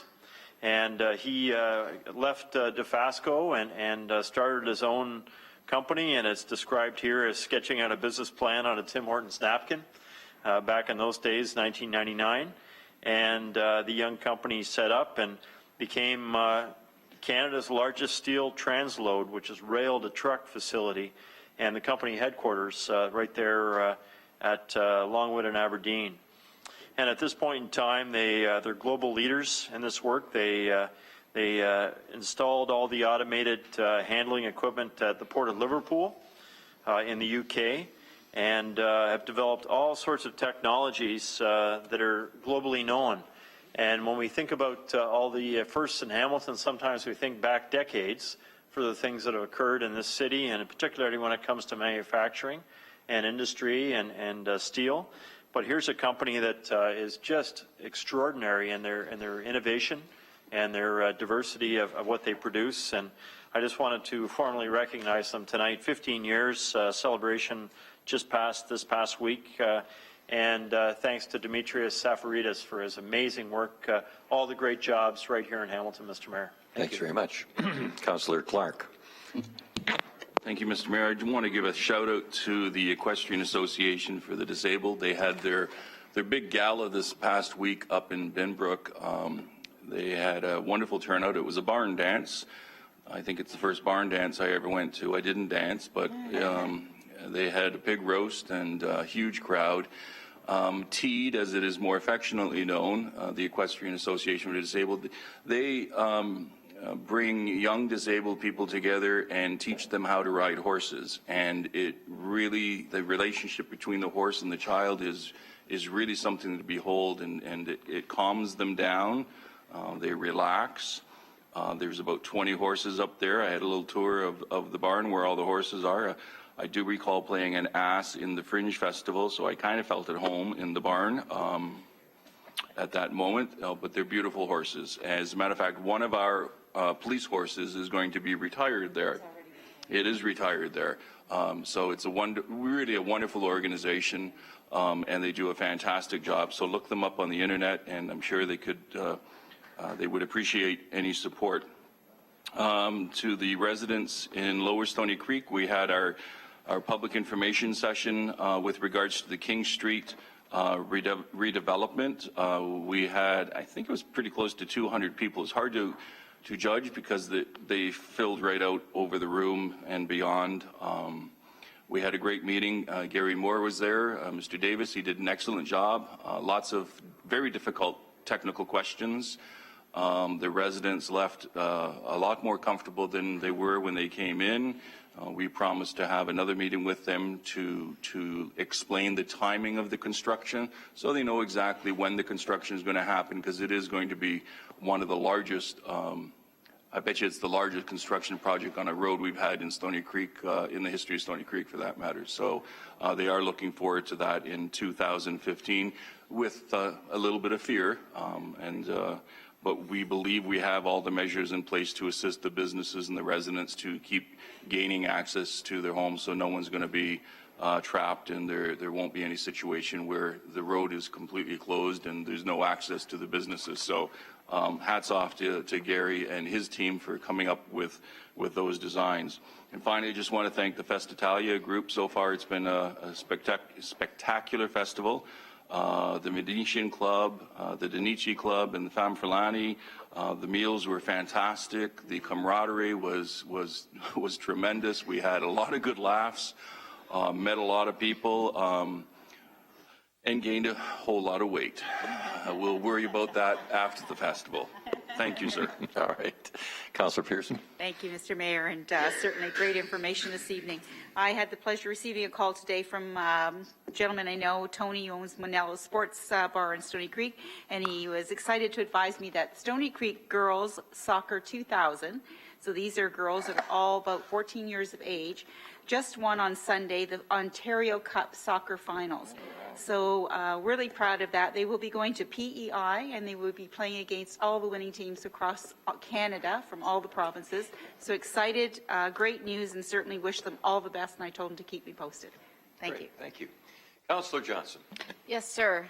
First of all, I just want to let everyone know the Winona Peach Festival was a great success. My grounds crew, and we're the ones that take all the garbage and recycling away, from Friday morning setup to takedown on Monday afternoon, they put in over 47 and a half hours. So kudos to all 25 kids. They were absolutely amazing. And we sold over 20,000 Sundays. Just to also let you know that the Day in the Park in Mount Hope that was organized by several organizations welcomed over 1,000 visitors. You yourself, Mr. Mayor, was there.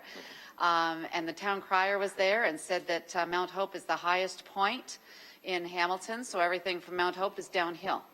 So that was really nice.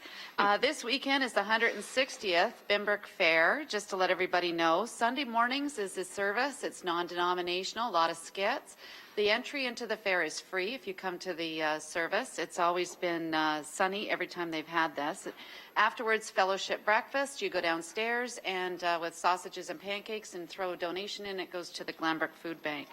So, and also take the opportunity to come and take a look at my annual information booth I've had out there every year. In Winona, we have every Thursday morning is Winona Early Years at the Stony Creek Municipal Center in the library at 10 o'clock in the morning. So please visit and take advantage of that. And any of this information you can catch on my website. And on a personal note, just to let you know, tomorrow, 9/11, is my husband's and my 32nd wedding anniversary. So on a happy anniversary, because I probably won't see you. And also on October the 6th is my mother and father-in-law's 58th anniversary, and on October the 14th is my mother and father's 64th anniversary. Wow. So we've got a lot of years going in there. And on last thing was the Lancaster is up and flying again after engine number 4 needs to be rebuilt, and the RAF is rebuilding it as we speak. So they've switched out an engine, and so that's what they're using right now. They're in Scotland. And I'm hoping that this council somehow, with all this excitement this fall, will be able to welcome them home in the fashion they deserve. They've been doing a lot of goodwill touring over there. They've had a lot of success stories. The English people the people in England are just amazed. People from Europe are coming over to watch the two of them in the air together. So I just want to put a big shout out to the crew out there, and let's have them home safe. All right. Thank you. Thank you. Councillor Ferguson. Thank you. I have three things, Mr. Mayor. And the first is, this is the time of year when the three of us on this side of the table boast about our fairs. And you just heard my colleague to the right boast about Pembroke Fair. And The best one. of course, the best one. We hear about Councillor Pasuda and the World's Fair, and of course the Zancaster Universe Fair. It's coming up on September 18th to 24th, and it's 164th annual. You may want to go to the Pembroke Fair and see the the Johnson cars get demolished in the demolition derby, because I think 9 cars? 9 cars. What a wreck. Anyhow, it's an exciting time of year, and we pray for good weather. That's always tough in September when the rains start to come, but we're looking forward to it. On a more serious note, on Monday I had the privilege at 11 o'clock to assist in the launching of the pilot program for the epinephrine auto-injectors. And it was a great turnout. This was inspired by a couple members of my Rotary Club because of young Mia Gallo, and she lost her life at 12 years old at Mapleview Mall eating an ice cream cone. And her mom, Leah, and her dad, and her sister, Zoe, joined us on Monday. And it was quite touching. Zoe was actually with her when she ate the ice cream cone and lost her life. And I want to publicly thank a number of people who have got it this far. First of all, Council unanimously supported this moving forward. And the end game, of course, is to get these into every restaurant in the city of Hamilton. And we're on the way to do that. I want to thank Dr. Richardson. Elizabeth got behind me on this, and I appreciate that, because without the medical officer of health on side, and she followed the council direction to the letter. Brent Browett, who's the senior staff person who's doing the work on this, who's leading it from the staff perspective. Of course, Anaphylaxis Canada, Dr. Wasserman, a professor at McMaster University, who wrote the operational plan. And of course, my two, Anaphylaxis Canada is also doing the testing, and Neil Properties for agreeing on Jackson Square being a launch site. I'm hoping Lime Ridge and Eastgate will follow very shortly, so we can get them in all the food courts as part of the pilot project. Just to refresh your memory, there's 2.5 million Canadians that have food allergies, 40,000 people in Hamilton, and 6 to 8% of all children now have food allergies, and is growing by 18% per year. Now, this is getting a lot of attention. Of course, the Spectator, I want to thank them. They've given a lot of attention. It's been written up in the Globe and Mail, the National Post. Even Toronto Sun wrote the only other story on page 3 beside the Sunshine Girl was this. And of course, it's the most popular page in the Toronto Sun. And it featured the whole page on what Hamilton is doing to lead this program. I've been interviewed by radio stations across the country, include most of them in Toronto, certainly all of them in Hamilton. It made the CBC National News, CTV National News, and a number of Toronto stations. They all start out the same way. Hamilton is leading North America on the right thing to do, which is to deal with this issue of food allergies and the need for immediate response with auto-injectors to save lives. And so just want to congratulate Council for getting behind this thing and supporting it and putting up the $80,000 for the pilot to get it going. And once again, thank you to Dr. Richardson. And the third and last thing is the Rotary Club of Ancaster held their autumn stroll. I want to thank the volunteers, all the restaurants and vineyards. There's a number of them out there, straight down in the valley. We take all the people who purchase tickets down in the valley by tractor and wagon. And it's quiet going down, but it's sure noisy going back up. And everybody seemed to have a great time. The weather was absolutely perfect, and it was sold out. And the Rotary Club should clear about $80,000, which is reinvested in the community. And well, congratulations to them. Thank you. Thank you. Councillor Powers. Councillor Ferguson neglected to mention that he was at the first Ancaster Fair 164 years ago. So, just one item. I'll bet there was a Ferguson there. I'm sure there was a Ferguson there.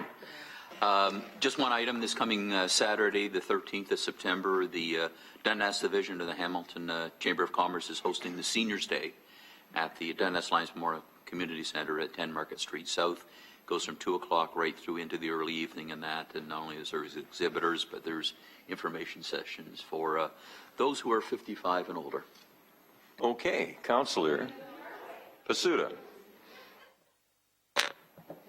Thank you, Mayor Bertina. And I guess we're talking about fairs, and we'll save the best for last, and it's the best in the West, Rockton Fair. So it's coming up on Thanksgiving weekend, and it looks very promising. Lots of volunteers. My wife's involved in Education Day and helping setting it up, and I will be there at a pig booth showing the students as they come in from different schools learning about agriculture, and we got many stations. It's pigs, dairy cattle, crops, bees, all kinds of things. Good stuff, good education for the kids in surrounding communities and schools. And I wish we could get more schools from Hamilton out there, bring them out and show them what we're doing down there. It's very important. And I think we should be looking at some kind of a program or a supplement to help the schools that can't afford to send the kids there to bring them out to the fair. So whether it be Benbrook, Ancaster, Rockton, we need to support that. Agreed. A few things happening. We had a farm tour at the Nesbitt Farm over at Troy and Highway 5 a couple weeks ago. Actually, it was August the 20th. They're showing us the crops and the corn crop, including mine is about 3 weeks behind because of the late spring and the cool summer and a lot of rain. So it's pretty serious out there. If we start getting some cold weather and we get a frost, we're going to lose hundreds of thousands, millions of dollars of crops. So fingers crossed that we get a few more, at least a couple of weeks of warm weather and stuff can mature and come along. Had the opportunity to take our General Manager of Planning and Economic Development and Heather Travis out on Friday.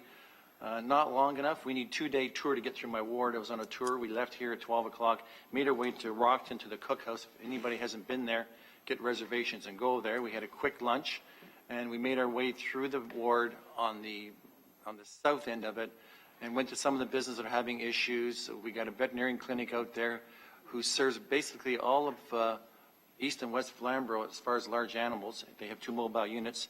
There's some planning issues. We're going to work through that. We need to keep them there and out there, so we'll do that. It's based on the fact that we're looking at A1 and A2 zoning, and she's in an A1 now based on new zoning, and I don't care what zone she's in, A1 or A2. We need that vet there. She's not going anywhere, so that's just thought I'd throw that out there. Right. Telling Tales is coming to Westfield on September the 14th, which is this weekend. That's a fabulous event, and we have to, be appreciated we can have something like that coming into our ward and exposing Westfield Heritage Village. I did crops down here. A serious issue down here. We had last Wednesday, I got a phone call from Dan McKinnon and then an email, and it was the E. coli and total coliform in the water. Serious business. And I've been working on, we've had lead in the waters there now. That's an issue with lead. We're trying to work through that.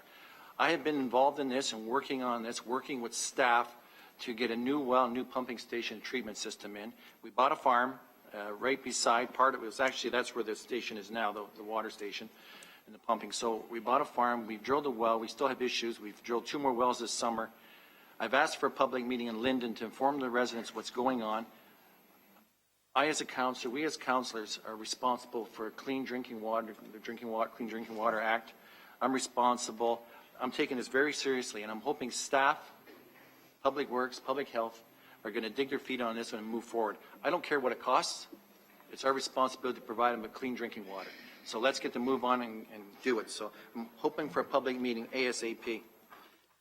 I guess about the last thing I've got to say, and I did it tonight, but I have my declaration of office in the centerfold of Spectator. I'm very proud of that. I'm going to take it back tonight, try to put it in the frame, hang it back on the wall, or leave it to my executive assistant, Lynn, tomorrow morning with smaller fingers to put it in the frame, put it back up. But I'm proud of what I do here at City Council, and I'm proud to be part of the team. Thank you, Mr. Mayor. Thank you very much. All I have is I had a secret meeting with an unnamed person at an undisclosed location at a time that I'm not going to share. I was at St. Martin's Manor today on Mohawk Road West, their 60th anniversary, dealing with young women with pregnancy. And it's just a remarkable story, and they were very pleased with the continuing participation of our city.